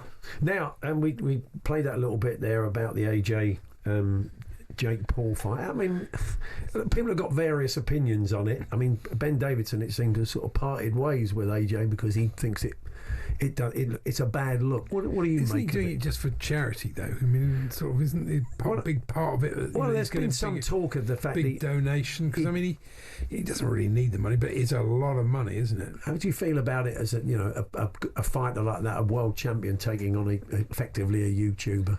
I think Jake Paul's got that much influence and power. He's becoming a bit deluded. He actually generally thinks he's going to go in there and beat him, which is mad, and he's not going to do. There's levels, and if AJ hadn't knocked him out in 2 rounds, everyone's going to be calling it a fix. Yeah. So there's a bit of pressure on AJ. Yeah, not to carry him for the whole 8 but he doesn't want to put him in hospital either, because this is the worry, isn't it? That he's never fought anybody as good as that. Well, this is what you sign up to, isn't it? Unfortunately, this risk can happen. Yeah, I mean, would you have taken the fight if he started calling you out? Yeah, if I were Anthony Joshua, I'd be going in there to take his head off his shoulders, to be fair. No mercy. Yeah. Well, I mean, I think that's, you can't have them dancing around each other for 4 or 5 rounds, because people will know, won't they? Not when people have spent all that money, sponsors and that. It's... People what watch boxing pay the fighters, isn't it, really? Yeah. The Tyson fight with Paul was an odd fight, though, wasn't it? You'd think Tyson would have been able to land something on him, even at 58, but obviously he didn't have it. Yes, it's a strange business. So Anthony Yard, I'll pay to watch that one. I'm not watching the next one. We have to talk to you about Anthony Yard as well. That was a bit of a beatdown, wasn't it? Really, it was tough. I mean, I think everybody expected it would be against Benavidez, didn't you? Yeah, I thought it was going to be a dogfight. I really did, with both styles clashing. Then Anthony Yard come out tippy tapping and moving. I bet Benavidez gave him his respect because he started off him for a round or 2. Then when he knew he weren't putting nothing in his shots, he allowed him to just maul him. It was sad to see, really. Like, he had his nose bleeding, he were messing about with his nose. Yeah. Like he never saw blood before, do you know what I mean? Would you like to fight? Would you like to fight Anthony Yard? I would get him with literally anyone. After that performance, I would fancy my chances, but I know it's easier said than done when you're fighting a world champion and a great athlete like Benavidez. So, yeah. What about Ben Whittaker? What about another fight, a third fight with him? Is that a possibility, you think? Everyone keeps asking me this, and it's like, they always remember your last victory. And unfortunately we're him. I did it in Saudi, but I got the draw. He beat me fair and square second time. I don't think it really sell, would it? You don't think? I knew the weird nature of the fact you both ended out of the ring in that fight. I mean, there was a lot more eyes on that fight maybe there would have been usually. So I think there'd be an interest in it. Yeah. I know on YouTube it's done 8 million, more than a main event that Better Be Evan Bivol. When you look at it did more views than that. Yeah, but it's not something you see very often, is it? Really, when both fighters find themselves in that situation. Not really. It was a good build-up. I enjoyed it. It changed my life, and I hope Ben does the business on Saturday. Okay, so you'll be rooting for him. Yeah, I've got to do it. The better he does, the better it looks, mate. It's true. That's very true. So, can you enjoy your Christmas then, Liam? You can, because you maybe haven't got a fight in the cards, you haven't got to worry about it. You can. We were chatting to Dave Allen a little while ago, and he says he's a big fan of pork belly. He took us through his diet, and it didn't sound like the diet of a heavyweight, but I suppose it is really, because he knows he can work it off. But what do you get stuck into the turkey and everything? So my dietitian, I'm on a strict diet for 4 weeks because I don't want to go too heavy. No. So I've got to get it off. So I'll have a good Christmas. I'll have a week off like everyone else is entitled to. Of course. Get a bit of. You'll still get out for the morning runs. Will you still get out Christmas morning, 5:30? You know, when it goes like that, running. I do know about that. Well, more from Liam and his dream meeting with Simon Jordan, who we managed to meet today. Spencer Oliver, Paul Smith, and Liam. You can listen to them on the latest Talk Boxing, and that's available from 8 p.m. over on the talkSPORT Boxing YouTube channel. Cheers, Liam. Have a good Christmas. We'll see you soon. Thanks very much. Boxer Liam Cameron there. Izzy Kyson pops in to see us next. She's made a really interesting documentary which she'll tell us more about in a few moments' time. We're here at Tool Station. Check out their unmissable deals. Great offers on hundreds of trade brands. Next stop, Tool Station.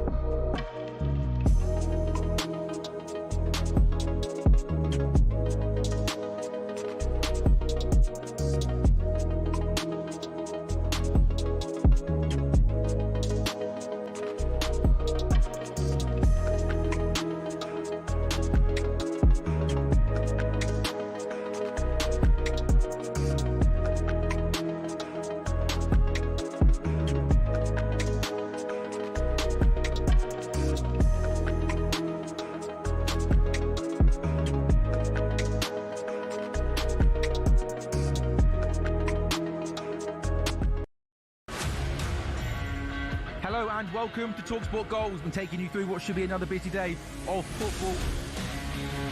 Chance to win it! We don't need to do that, guys. I'm going to owe you an apology. How would you get to that conclusion? That's a weak mentality. Oh, get out of it.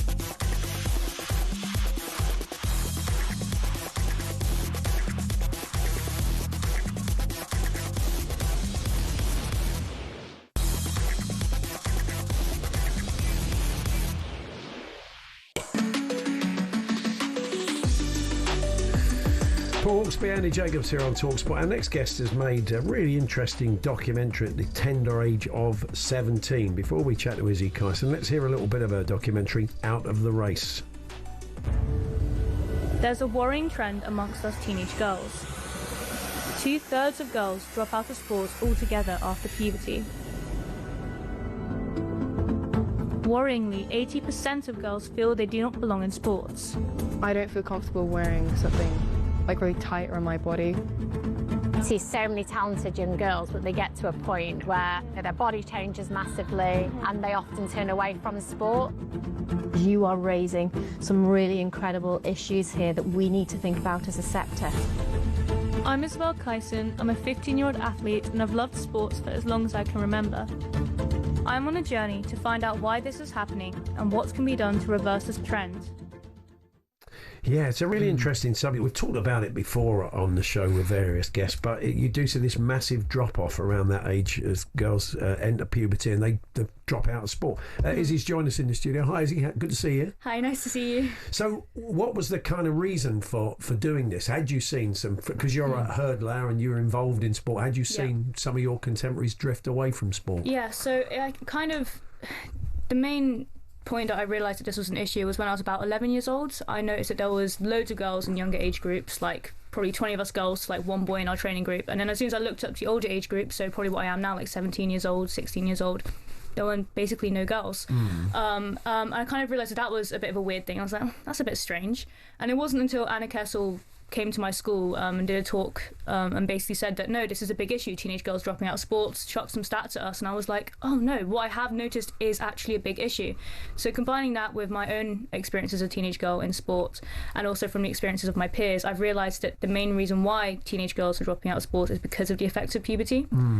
So that kind of spurred me on to sort of share my experiences, raise awareness and try and make a change to the education curriculum. Is it something you considered? Were there times the way you thought, the sport isn't for me anymore? Did it get to that stage or not? Yeah, it definitely did. I mean, I've had a lot of my fair share of experiences, a lot of them to do with the menstrual cycle and also plateauing in performance. I mean, as like an athlete, the worst thing you want to see is your performance going backwards, even though you're trying your hardest. So there were points in like that where I felt like I wanted to quit, but luckily I had a really great support network around me that sort of made me bounce back and came back even stronger. You can't really have a blanket, you can't have coaches saying, well, look, this is going to happen to your body, this is going to happen, and it may affect, because everybody's different, aren't they, I guess? For sure. I mean, it's kind of tricky because even though I'm raising awareness about my own experiences, I completely understand that it's not going to be the same for every other teenage girl. No. But I think it's more just trying to raise awareness of the issue as a whole and trying to just highlight some key areas where a lot of girls will experience some struggles and just trying to raise that to the table. Yeah. We heard from Jessica Ennis-Hill there in the little trail. What, did you ask her why she stayed in? Why do some athletes this doesn't affect them, and why do more drop out? But more, why? What makes somebody at that age stay in the sport? I think one of the reasons for like a non-competitive girl who's maybe not doing sports like competitively but wants to just keep up doing sports, it's probably just the enjoyment. I mean, you get a whole rush of endorphins at the end of doing any sort of sport, so I think that probably helps keep girls involved in sports and helps keep them want to do it. But also just intrinsic motivation. I mean, I don't know, trying to better their physical abilities, mental health, physical health. I mean, it's just like all very common reasons why people want to do sports, and they're always going to help girls to engage. But I think for more competitive girls, I think it's again support environment and also having the knowledge of how puberty is going to affect them in sports, so that they're armed with that knowledge and prepared for those changes. I suppose one aspect of it as well is body image, isn't it? Yeah. With a lot of young girls, that feeds into Definitely. it as well. Yeah, I mean, there's been a lot of times where when I've been like a prepubescent girl, I started off doing cross country, so very, very stick thin, very skinny body, and then the transition from going from puberty to becoming like a young woman, your body's changing a lot. I mean, your body's going to put on a lot of extra weight and fat because you need to make that physical transition. That means your centre of gravity changes, the distribution of mass changes. So when you're looking in a mirror during this really turbulent time, your body's changing, and it might change in ways that you don't like. And I've certainly had times I've looked in the mirror and been like, no, this isn't what I want to see, and it's really made me feel like self-conscious about myself. Is there more? This is one of the findings that more could be done, maybe a little bit more guidance of those key moments that would keep girls in sport where maybe they're drifting away because they don't feel they can talk to anybody about it. Yeah, I also think that it's also an educational issue as well.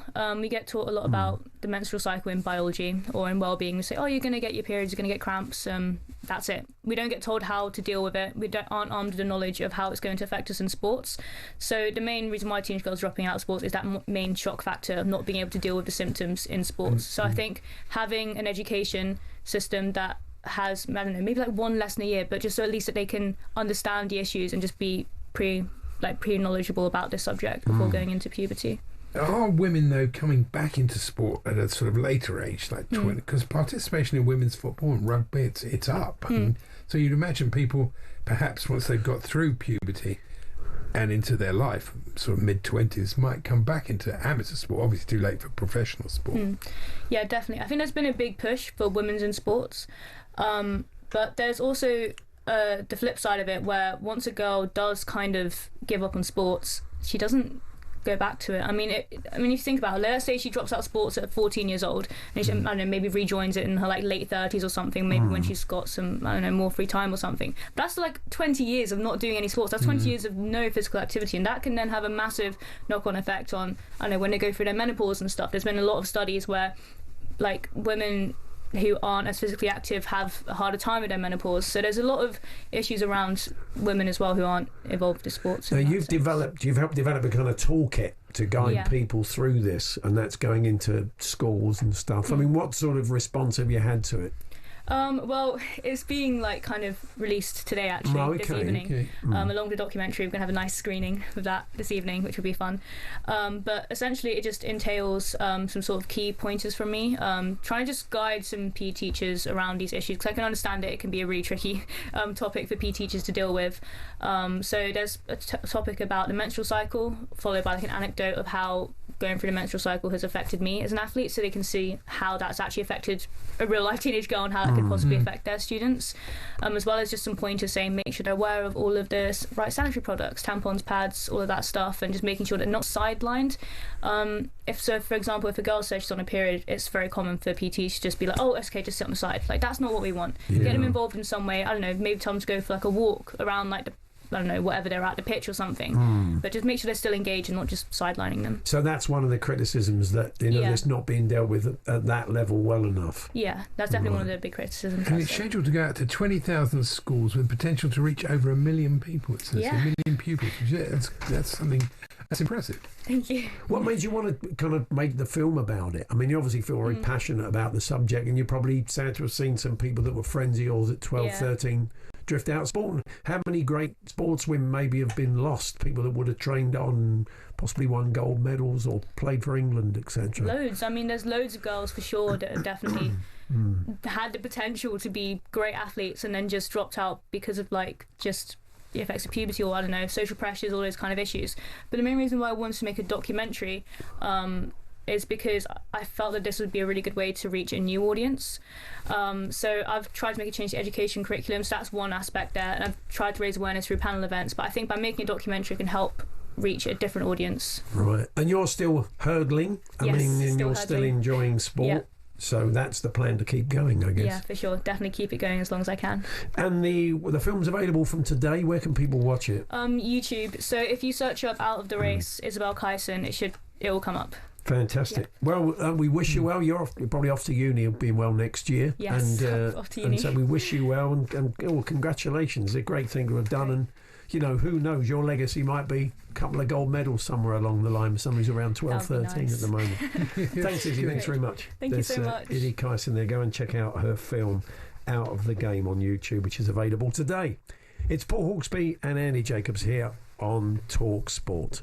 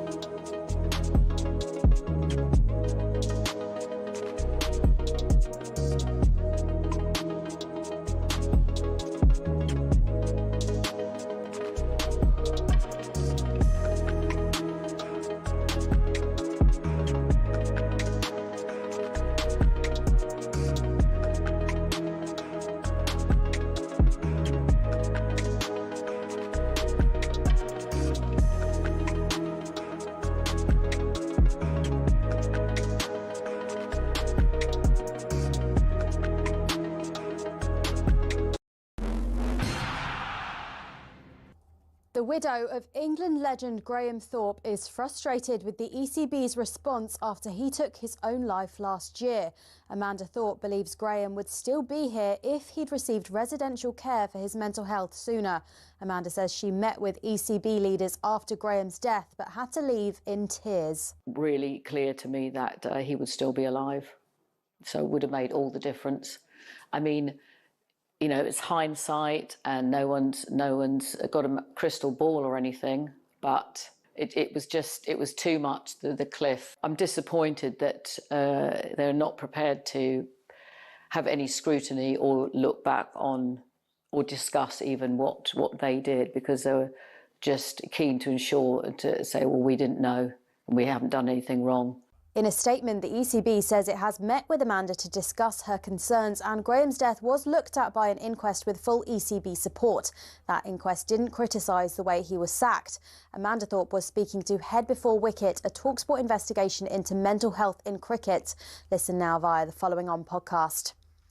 Now, Simon Jordan is not happy with Idrissa Gueye's red card at Old Trafford last night. He says it should have been dealt with differently. It's unnecessary. It doesn't feel like common sense. It feels like, pack it in, you two. Yellow cards anymore, even a crossword between one another, you're going off. We've also been told last night was hugely frustrating for Manchester United. A second defeat at home in the league, this time at the hands of a 10-man Everton. John O'Shea has told talkSPORT last night was easy for the Toffees' back line. All the attacking talent they supposedly had on the pitch, and they just couldn't really sustain attacks, and they were putting in, I won't say pointless crosses, but for Tarkowski and Keane it was perfect night for them because they were loving it. Tonight, Champions League action, and Chelsea legend Gianfranco Zola says their match against Barcelona this evening will have a massive effect on what the Blues can do against Arsenal on Sunday. Winning today, I think it will give a big boost to the team, to the crowd, to everyone, and it's going to be huge in confidence. All your latest is at talksport.com.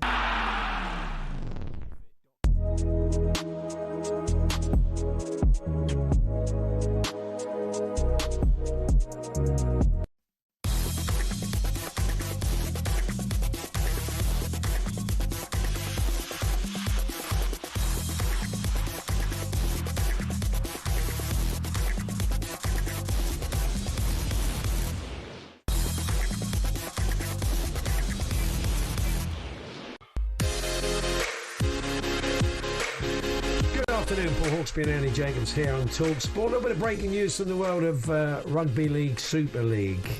Just been confirmed in the last few minutes. There was rumours of it, but it's been confirmed that Hill Dickinson Stadium, home of Everton, will host Magic Weekend 2026. Really? Yeah, Wow. That'd be good. It's been up in Newcastle for a while, but it's going to be Everton's ground. Yeah, so it's taking place on the 4th and 5th of July.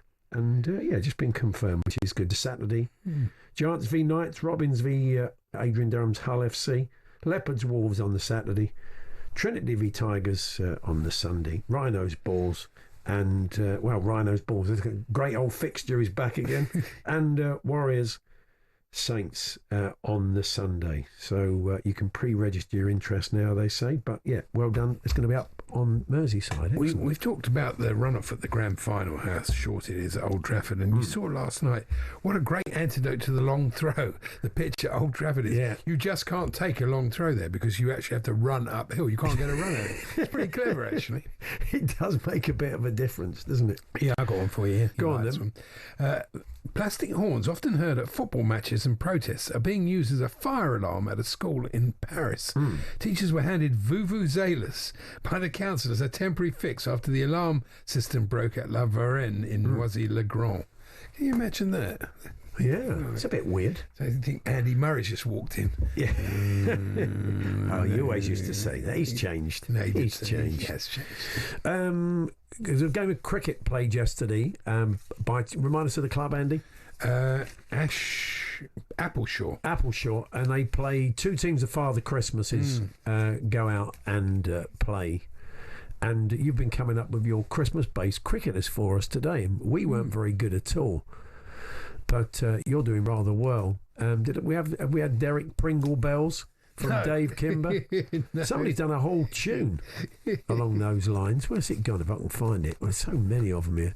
Ian Bells, Pringle all the way. Oh, what fun it is to ride in a one-horse open Shire Hope, says Dan. Lidney, thank you. James Mintz. Pies, we get that, Tom. Thank you. That's good. The Holly and the IVA Richards. That's good. Using the initials of a cricketer. Neil grasping at straws in Winterburn. And what else have we got here? Did we have Jack Brussels Sprout? We probably did. We had boxing Jack Brussels.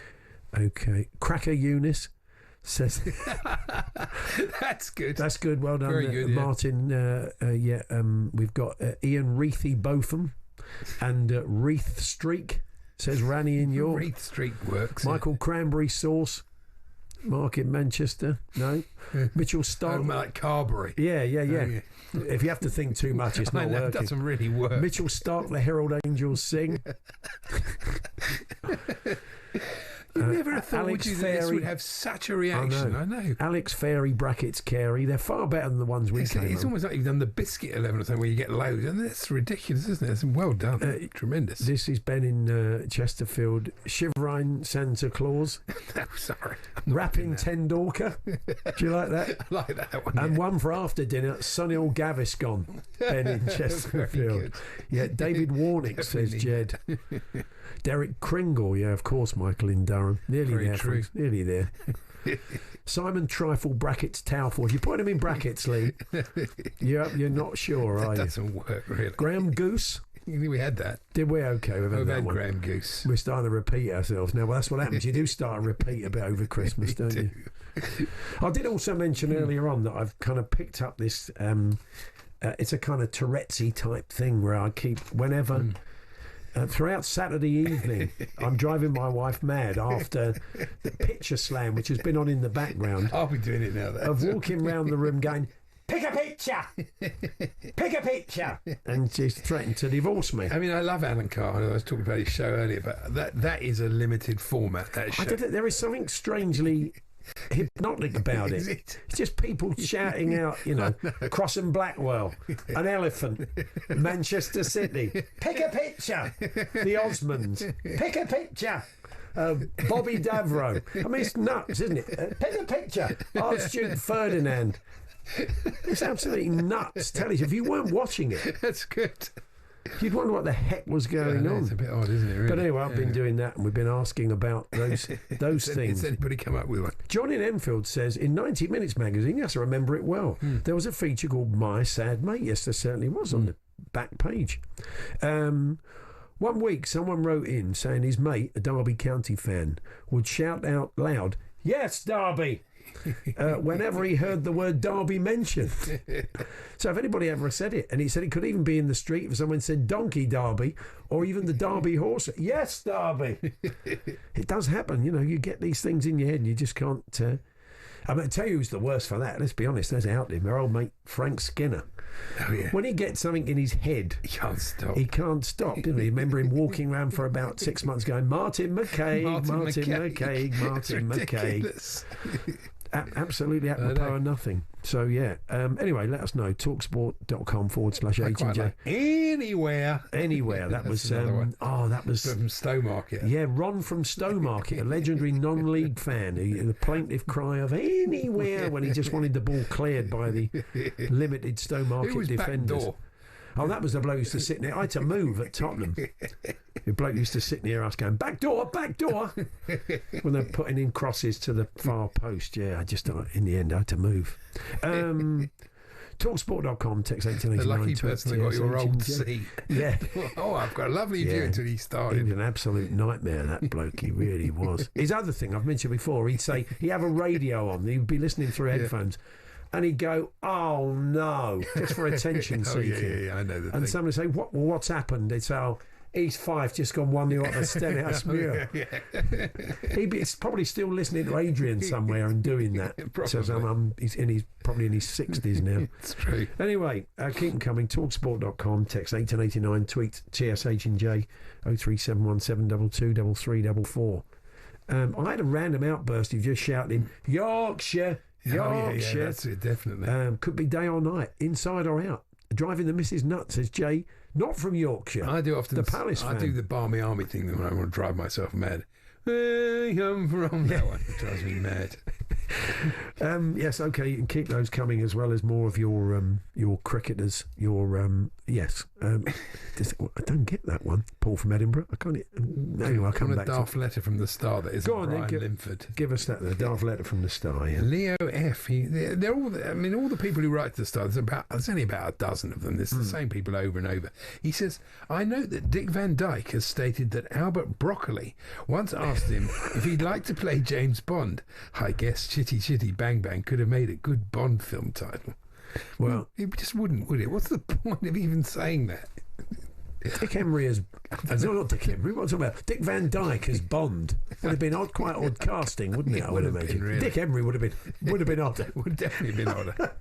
Anyway, let's move on. Ian Dancer's going to join us a little bit later on. It's a big night in the Championship. Two clubs have new managers, but only one of them's going to be in the dugout. If you don't know who that is, We'll tell you more later. Barakov is a huge game, of course, at the top of the Championship tonight.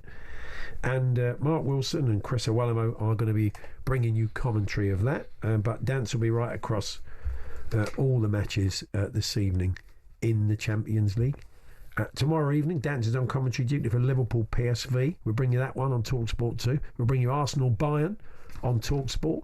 And this evening, apart from Barakov on talkSPORT 2, we've got Marseille versus Newcastle. We'll be chatting about Marseille.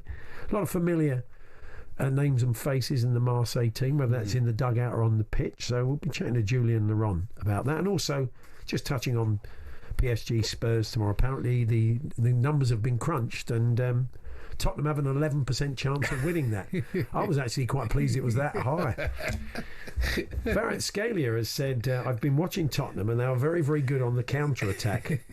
When were you last watching Tottenham? First 10 games of Angie's reign. Possibly when they played you after you had a week's training. I don't know. Anyway, you've got to live in hope, and otherwise you never know, do you?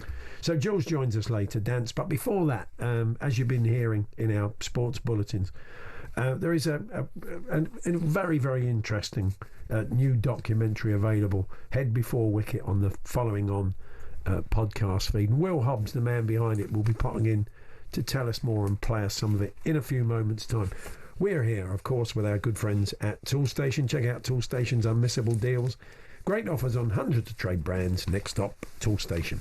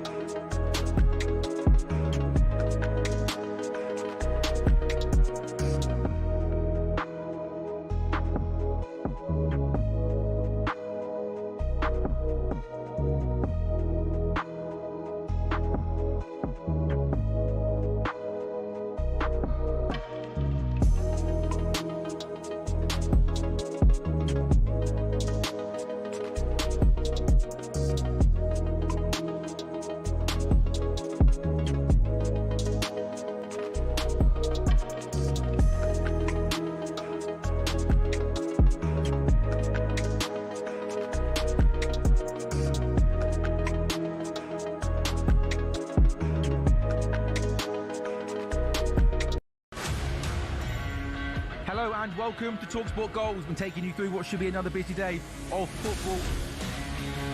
Chance to win it! We don't need to do that, guys. I'm going to owe you an apology. How would you get to that conclusion? That's a weak mentality. Oh, get out of it.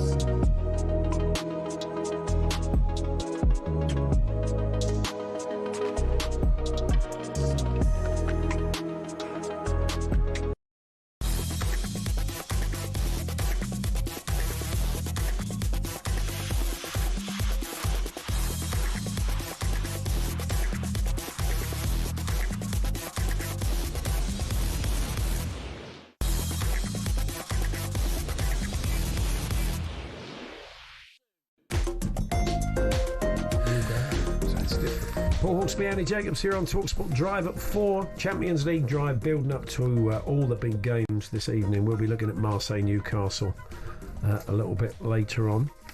But you've probably read today, or certainly been hearing in our bulletins, about a new documentary, a talkSPORT investigation, Head Before Wicket, which is available today on the Following On feed. We've talked before about the past of the mental health issues of people in all sports, and Steve Harmus and Leon McKenzie do fantastic podcast after the lights go out on that subject. But there is something about cricket. We have so many people in the world of cricket suffering these mental health issues, and Will Hobbs has put together Head Before Wicket, and he's popped in to see us. Hi, Will. Hello. Yeah, I mean, look, I say people from all walks of life and in all sports have these issues, but there is something about cricket as a sport that seems to be a real issue. Yeah, indeed. I mean, the sheer number of A-listers, for want of a better phrase, Trescothick, Flintoff, Harmison, Panesar, Stokes, who've been really open about their struggles with mental ill health whilst playing the game, whilst playing for England. And what I've discovered doing the documentary Head Before Wicket is that wasn't always the case. The first guy I spoke to was Bumble, David Bumble-Lloyd, who played through the 60s, 70s, 80s, coached, captain, commentated. It was never spoken about until kind of the real trailblazer in about 2008, Marcus Trescothick. He was really struggling, had to say no to tours, had to go home from tours. He was playing at the peak of his powers, and he was in all sorts of bother. And then after him, Bumble describes it as an avalanche. So many players, then Harmison, then Flintoff, talking so openly about this. And then the big interview, and we'll hear a clip now of the piece, is Amanda Thorpe, the widow of Graham, who we lost last August. And it picks up from when Graham was sacked at the end of the last away Ashes tour in 2022, and she describes Graham losing his job less like a man losing a job, more like a soldier being discharged from the army, because Graham was embedded in the fabric of England cricket for 30 years as a player and then a coach for over a decade. You're travelling all the time, you're always in hotel rooms, you're always on the road, you're embedded in a family. You've also got the pressure of a nation on your shoulders, so you become so close to this family, particularly if you're with them for 30 years. You're embedded. And then he was given a clean break, and not only that, at that time he was a sick man. And Amanda says, as we'll hear now, that break wasn't handled very well. He was shocked, he didn't see it coming, which he kind of blames himself, because he's been in the game, he knows what's what. But it was COVID, and he just I just didn't think, after we'd done all that, and although traditionally after the Ashes, lots of scalps go, and he wasn't the only one, so you could look at it like that as well. But he sort of said, well, is there anything else I could do, maybe underneath, a bit of scouting, and that he was said no, it needed a clean break. And he didn't cope very well with it at all.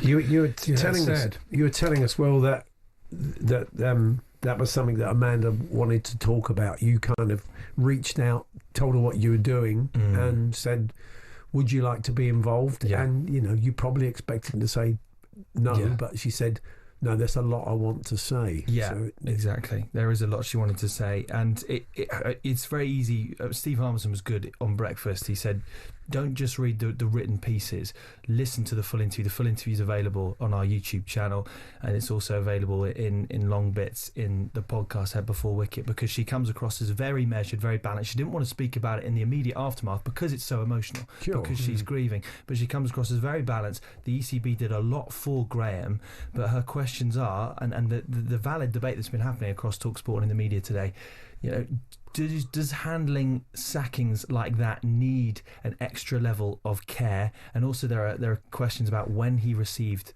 medical care. She says she didn't receive the care that they requested early enough. It was only online, and then he attempted to take his own life, and then after that point the care really stepped in, the care that she had asked for. She said that care needed to happen sooner. It was asked for and it wasn't delivered. And so that's a sort of wider discussion that's really got into in the podcast, but the way she spoke, the generosity she had to sort of let me into her home and really go through this, I think it's really worth a detailed listen from someone who's been really in the thick of it. I mean, I suppose cricket, we were just talking about some of the reasons why, you know, people away from home for a long time, away from their family, spending a lot of time on their own, possibly in hotel rooms, possibly off the back of failure. So dwelling also, on it. It's also after they finish playing cricket. That's the big problem. So while they're playing cricket, they're in this family. They go away, they have fun, they do lots of stuff together. There have been enough players within in those moments, Jonathan Trott amongst them, you know, have been very open about you're in that family, yet you still feel alone and you still feel that you can't cope. It's funny, isn't it? You've got kind of two ends of the spectrum as we're here now, because you've got Graham Thorpe on the one hand really struggling to leave that family,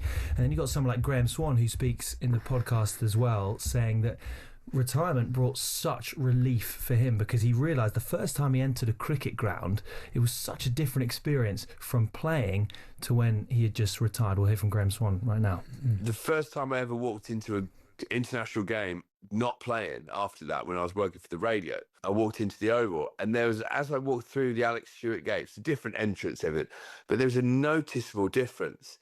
I felt like I could fly, like, you know, when the weight of the world is lifted off your shoulders, that sort of thing.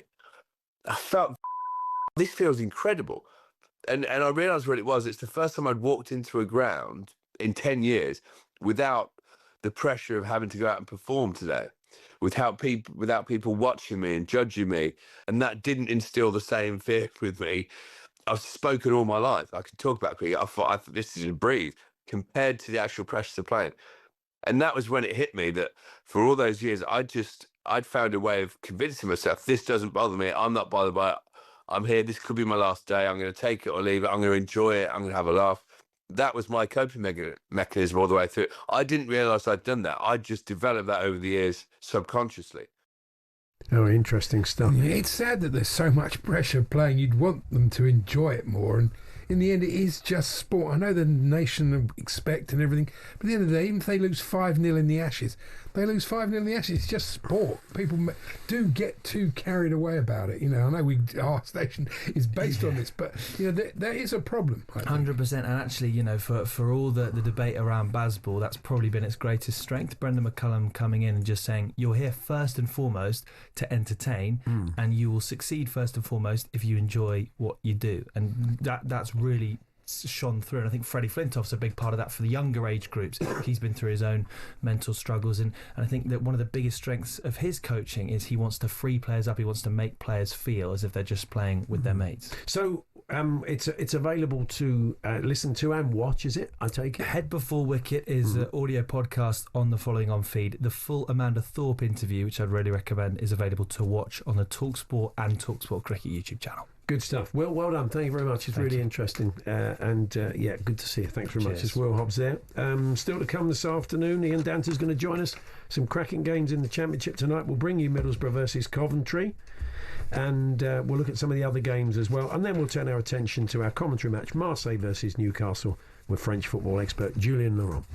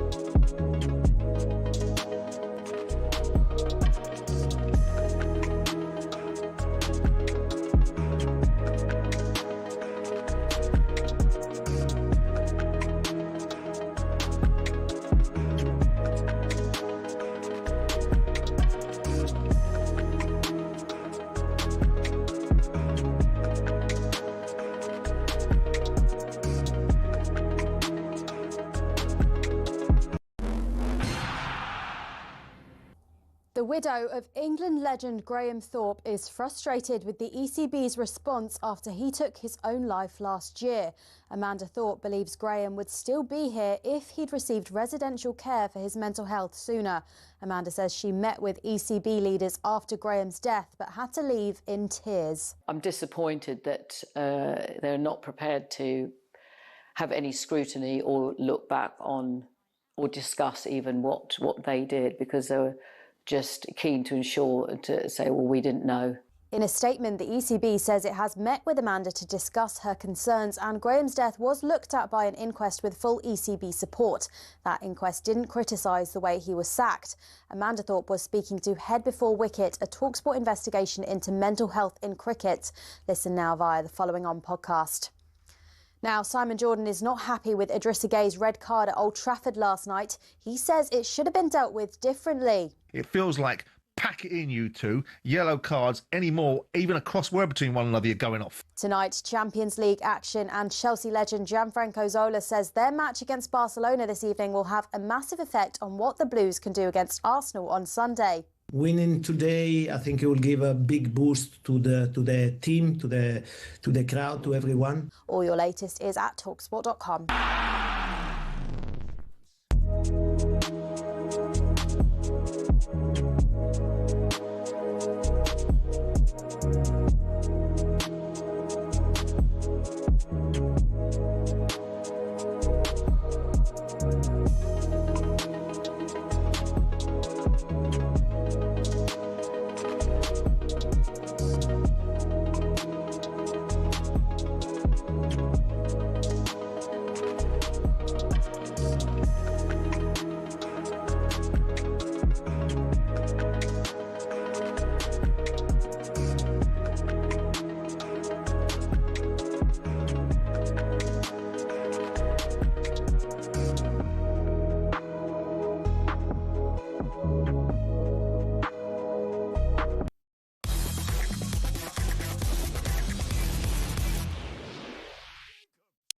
Paddy's Pick on talkSPORT with Paddy Power. Can you guess who's made the headlines this week?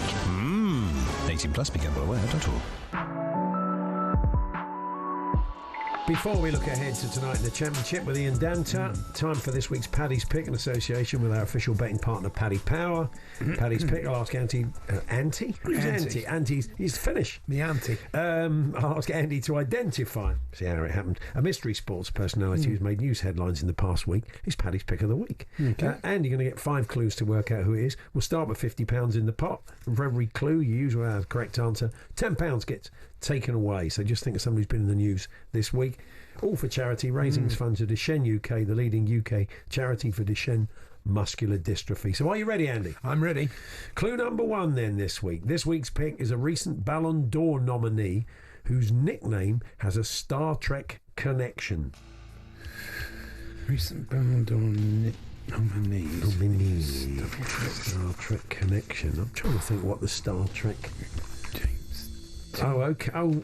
Okay. Enterprise? Right. No. Who's that's not much of a nickname, is it? Bob Enterprise. Bob Enterprise. Will they go for Bob Enterprise? Yeah, Bob Enterprise. It's not Bob Enterprise, surprisingly, no.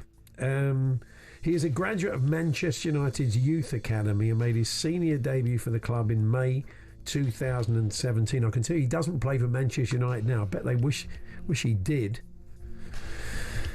I cannot hold a captain. Sorry? What? Sorry. I cannot hold a captain. Star Trek. I get a Scotty. Play for Manchester United. Scott. Oh, I know. Scott McTominay. It's Scott McTominay. That's it. Right. Yeah. Okay. It's Scott McTominay. That is a ridiculously obscure... I cannot hold a captain. Pardon? A ridiculously obscure clue. Oh, no. I've got nothing to do with the clues. That's why I try and help you out. Thank you. Plus the fact it's making money for the charity. Paddy can afford it. Exactly. He scored 19 goals and 168 appearances for the Red Devils. He moved to a current top 3 Serie A team in 2024. As an international, he has scored 14 goals in 67 appearances for his country since 2018. It's one of the worst bits of business United have ever done. What on earth did they let him go? Bit of a disaster. Anyway, Scott McTominay scoring that spectacular overhead kick to help send Scotland to the World Cup final. So, Was it 40 quid or 30 quid? 40, that's good. 40. Raise for the Shen UK this week. Thanks to our friends at Paddy Powerflesh, H&J betting partner, not a petting partner. 18 plus only, begambleaware.org. Paddy's Pick on talkSPORT with Paddy Power. Can you guess who's made the headlines this week? 18 plus, begambleaware.org. Clearly, I should leave the impressions to dance after that very impression of Scotty. That, blimey. I didn't think it was that bad. I mean, I thought it was, it didn't have to be good. It was what I actually said. Sorry? Anyway. I wondered what happened to you. What happened to him? I can't hold a captain. He'd had a funny turn. Yeah. He's finally gone. He's gone before me, which was a surprise. A very big surprise. I'd had a big bet on you going first. Anyway, let's look ahead to tonight in the Championship with Ian Danter. Good afternoon, Dance. You all right, lads? Yeah, fine, thanks. Well, I'm just trying to help him out and get some money for his charity, and he's looking at me like I've gone mad. Anyway, we've got to really start with our commentary game because there's a right doozy at the top of the table. Middlesbrough versus Cov. Kim Hellberg is going to be watching from the stands. You would have thought, I don't know, I mean, look, maybe he feels he's not been there long enough maybe his team aren't in there, he's not had enough chance to train. If they were playing the bottom team, you find he might be in the dugout. Yeah, maybe he might have had a different attitude, but I don't know. What do you think, Dance? Well, he'll no doubt, he probably will have picked the team, I would, even if he's not going to be on the touchline. So Adi Vivash will take care of the touchline duties tonight. And it is, of course, for Adi, a game against the club that he served for such a long time as Mark Robbins' assistant. So, Adi's got plenty of skin in the game to get the job done tonight against the leaders. Coventry have been fantastic. 9 wins out their last 10 games. A goal difference that is the envy of the rest of the EFL and probably the rest of the Premier League. It's so good. And they've got a long unbeaten run against Borough as well, if you believe in such things. But maybe Hellberg's had enough work on the training ground to get some ideas across to his players that might work in their favour tonight. This job he has done, I was going to say, this job that Frank Lampard has done, we're going to talk about rehabilitation later on with Julien, but it has been great for him, isn't it? I mean, I think if this had not gone right... And we're not overly blessed with England managers, potential England managers. Well, look, this has opened up a lot of doors, and if this hadn't gone right, Dance, that kind of could have been it for him at I love the fact that he still wants to do it, because he could definitely get a job in the media. He's good on the telly, but he wants to do this. I think he would be the first to say that he inherited a good squad from Mark Robbins. They were 17th, I think, when he took over a year ago. And that felt like a false position to me as to where Coventry were based on the players they had. He's added very cleverly to what was there. Matt Grimes coming in from Swansea in January as a passing midfielder was a really, really good choice. And he's clearly training players on as well, boys. I think the player in his image is Jack Redoni, who came from Huddersfield. He's been absent for quite a few weeks, and Coventry haven't really missed him, which is a big feather in the cap of those midfielders that have come in Jack's absence. But certainly you can see Redoni's goal-getting and ability to be a box-to-box midfielder is so similar to what Frank was. It can't be a coincidence. So at Swansea, Vitor Matas has gone in there, and he will be in the dugout tonight, apparently. Yes. They got Derby. Yeah, Swansea are struggling. Lost 4 out their last 5. Lost 3-0 at Bristol City at the weekend, which wasn't great. So there's a lot to sort out there. I mean, of course, he's got the might of Luka Modric and Snoop Dogg backing him up. Let's not forget. No. But Derby, it's going to be a strange one for Derby for the next few weeks. That they lost their first game in a while. I think they won 5 in a row and then lost in the last minute to Watford on Saturday at Pride Park, which will have hurt John Eustace a bit as a Watford legend.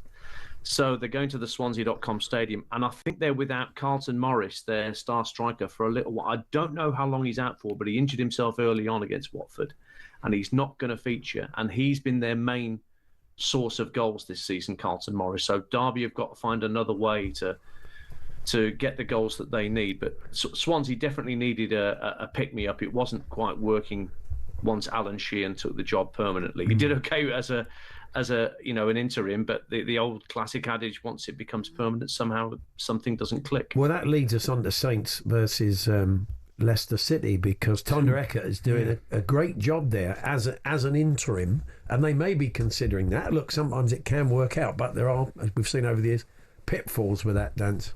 Yeah, 3 wins in a row at the tender age of 32. Even younger than Will Steele was when he took the manager's job. And yeah, he's getting a tune out of the players, although Southampton are still in the bottom half of the table, 16th. So this is 2 relegated sides, let's not forget. Leicester in 10th. I watched them on Saturday afternoon beat Stoke. Patson Daka scored his first goal since December for Leicester. He's been so lacking in goals. You could see how much it meant to him. And Marti Cifuentes has got back-to-back wins for the first time since August. So you've actually got 2 teams coming together here tonight at St Mary's in a little bit of decent form. So it could be a better game than their positions in the table might suggest. But the table is mad, and it always is in the Championship. We know that. But there's only 4 points between 6th and 17th. It's ridiculous, isn't it? That's why I love it and I hate it in equal measure. As a fan of a club in the Championship, it messes with your mind every single week, because you've got what right. So where are we? Oh yeah, 1 win and then suddenly you lose 2 in a row, and it's you know it's all despair. It's a brilliant division, and I'm so pleased that we get to cover games like tonight, because Mark Wilson and Chris Owelemo will be up there at the Riverside, and it's a brilliant game to cover tonight, as talkSPORT 2 listeners will find out. 7 points the gap, but Coventry's clean sheet record away from home is fantastic. I think they've got 7 clean sheets on their travels. It's brilliant. Blimey. Stoke Charlton, another interesting one. You say you saw Stoke at the weekend. They've been going very well under Mark Robbins, haven't they? But beaten at the weekend, as were Charlton, quite heavily by Southampton, weren't they, I think? Yeah, I wasn't expecting 5 goals in the first half for Southampton. In fact, all 6 goals were scored in the first half at the Valley. And Nathan Jones will not have enjoyed that against the club he was very briefly in charge of. So he'll want to see a reaction. Well, he'd have wanted to see a reaction having lost to Wrexham. And that's what he got served up on Saturday. Stoke, they've got lots of talented players going forward. Divine Mubama, who came through the West Ham Academy, went to Manchester City, didn't have quite as effective a game as I might have expected him to have on Saturday. But they've got Million Man, who have Sorba Thomas has been excellent since going into Stoke from Huddersfield, the Welsh winger. Yeah, it's good. So Charlton, who've acquitted themselves pretty well coming up, they're 13th in the table, having come up from League One. That's pretty creditable. So, Stoke they should have enough to see Charlton off, but this is the Championship. Yeah. I was thinking of you yesterday, Dance, because we had David O'Leary on. And it's like I'm talking to you. It's really. Do you want to dust off a little bit of David for us? I wouldn't know about that in that way, my friend. They found a way to the training ground and their babies and all of that, but I wouldn't know about that in that way. Good stuff, Dan. You're Champions League duty tomorrow night. You've got Liverpool against PSV, who are top of the Eredivisie, and it's not ideal opposition for Liverpool to welcome, given the sort of the malaise that they're suffering. They could do with a team that's not quite as confident as PSV appear to be right now, but we'll find out. I was sort of reading Stephen Warnock has apparently been saying that maybe they should take Isak out the firing line, give him a bit of a pre-season, get him fitter, because he doesn't look ready. I saw his goal because I was at Anfield when he scored against Southampton in the League Cup. You thought, right, that's it. This is where it starts. This is the base from which he can work positively, and it's just not happened, has it? This extraordinary stat of losing his first 4 games in which he started. We should send him out on loan to Newcastle. Yeah, well, I tell you what, a little loan to Newcastle. Sure, go down well. Yeah, the Newcastle fans will wear that. You're lucky they're in Marseille and they can't hear you. Bit of mischief there. Cheers, Dan. Thanks a lot. All the best, fellas. Dance on commentary duty at Anfield, Liverpool, PSV. We've got Arsenal buying for you tomorrow, as we said.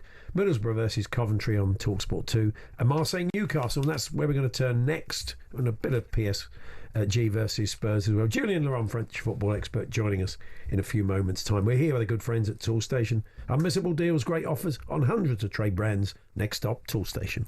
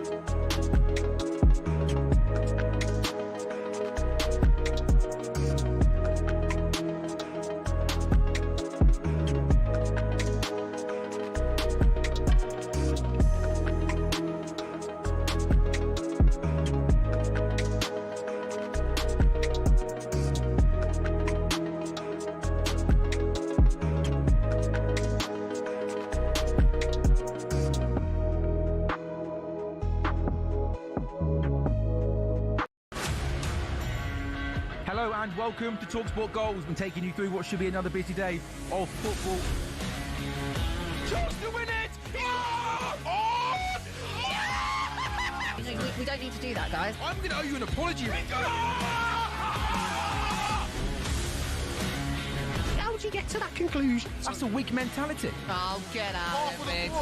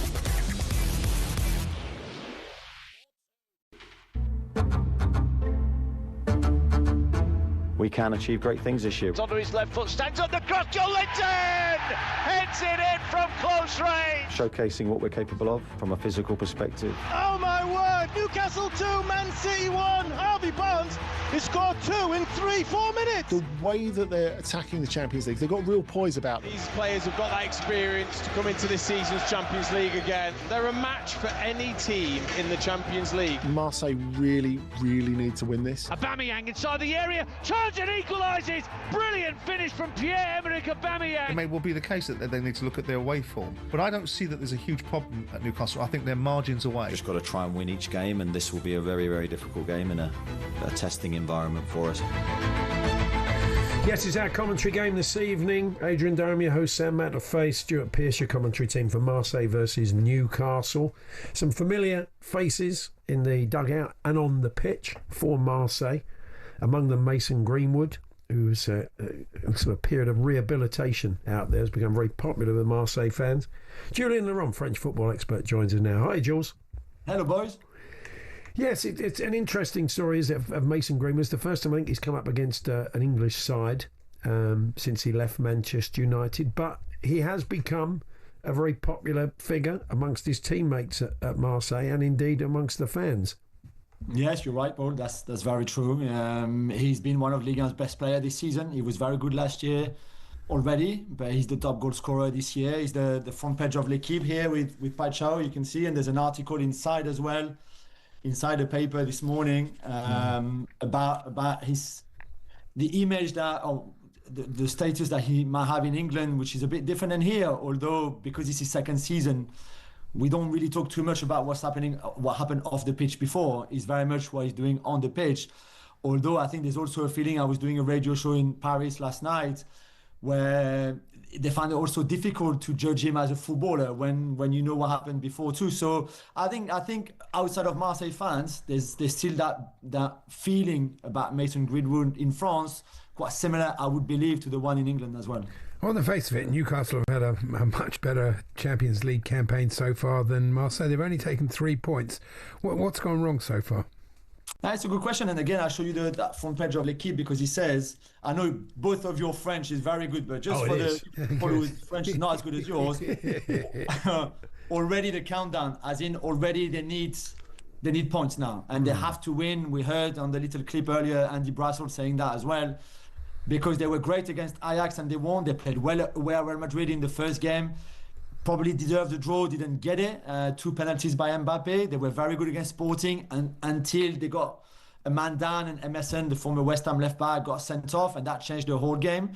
And against Atalanta, I thought they had a decent game, and probably the draw was fair, but they conceded that late goals, and there was a bit of controversy with the referee and a potential penalty.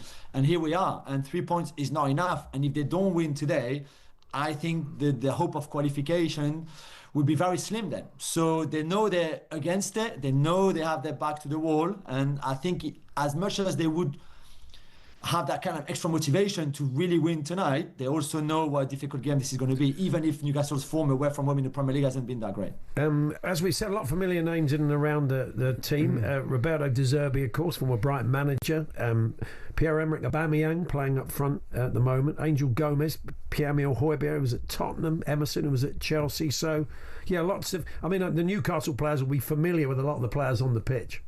Yeah, absolutely. I mean, De Zerbi, I think, had 1 win, 1 draw, and 1 defeat when he was at Brighton against Eddie Howe and Newcastle. He knows them so well, and I think Højbjerg all week had been, and all the other guys, because as you said, there's Greenwood, there's Gomez, there's also CJ Egan-Riley, who obviously was at Burnley before, who knows Spurs quite well, Newcastle quite well. So all the English boys, or the ones who've played in the Premier League, have kind of filtered through a lot of advice, and this is what they're good at, this is what Joelinton can do, and what Tonali can do, and what Gordon or all of that can do. So at least I think in terms of preparation, there's not a better game where Marseille will be as well prepared as the one tonight. Well, we just heard in the bulletin Sinead saying that Newcastle fans have been asked not to wear their colours. That's difficult. But that's not, I mean, Newcastle fans, if you've been to watch Newcastle play, when they come to your place... The only ones that don't wear their colours are the ones who take their top off. Yeah, that's it. They're either shirts or skins, Newcastle fans. I mean, look, it's being done for a serious reason, because there is a certain reputation amongst some Marseille fans, but... Yeah. That's going to be quite difficult to ask Newcastle fans not to wear black and white. I know, and to be fair, the ones I've seen, the ones who were on my train this morning from Paris down, respected that rule, but it's difficult. And again, this should be something that you celebrate. Newcastle fans coming here, remember the last time they came here 21 years ago, that UEFA Cup semi-final and the great goal that Drogba scored for Marseille. It's not a good memory because Newcastle lost, but this was epic, and today everybody wants another epic game. Whoever wins it, we want good football, and we want the fans to enjoy. There's 2,000 Newcastle fans who've made the trip, sometimes quite difficult because there's no direct flight from Newcastle to Marseille, so it's a lot of trains, or you have to go through Frankfurt to come down, or through Paris to come down. But I really hope that there's no problems tonight, because there should not be, really. No, absolutely. Let's hope it goes off without incident. As we said, it's live on talkSPORT from 8 o'clock tonight. What about 11% Tottenham? Well, yeah. This could be a Julian Laurent double over me this week. Jules' teams are Arsenal and PSG, not necessarily in that order. And, well, that's one out of 1 so far. And the Boffins have given Spurs an 11% chance of beating PSG tomorrow, which I'll take. I mean, look, I saw Scalia saying Tottenham are very good on the counter-attack. I'm thinking, okay, that's good. That's good. We've got inside their heads.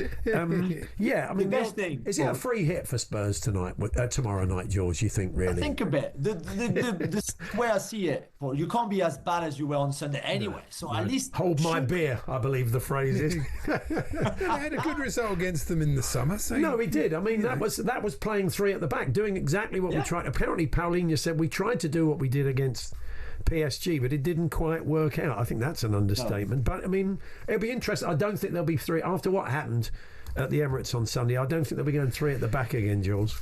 No, probably not. But they will have to be braver in their press because, as we saw, the only few times they tried to press Arsenal at the Emirates, they were all over the place. Yeah. With the ball, you have to be braver as well. Otherwise, there's just no point turning up and showing up. So sometimes be a bit braver on the ball. And for PSG, don't forget, it's a PSG team still with a lot of players missing. A team that is a bit stuttering at times in the league. We saw that against Le Havre on Saturday. They won 3-0, but Lucas Chevalier in goal had to make some really big saves. So there will be some half chances for Spurs that they will have to take. But right now, when you think about Sunday, you can't really see how Spurs can even get a draw at the Parc des Princes. It could be the turning point game. It could be the game that goes down in Tottenham folklore as that when it all changed and we went on to win the title in the Champions League. Exactly. You got a dream, Jules. Of course you do. Enjoy the match tonight. Thanks very much. Thank you, boys. Thank you very much. Julian Laurent, their French football expert. Thanks to him. Marseille Newcastle, Barakov over in the Championship on talkSPORT 2, and of course the Sports Bar is the place to be to get your calls in. More great games of European football tomorrow night, including Arsenal Bayern. Enjoy your game tonight. Thank Andy. you very much. He's off to the bridge. Yeah, you'll be kept in touch with all the other goals as they go in. We'll catch up on I'm back on Thursday, and you'll be back for the spread. Max and Charlie with you tomorrow. But coming up next, it is Champions League Drive with Andy Goldstein and Darren Bem.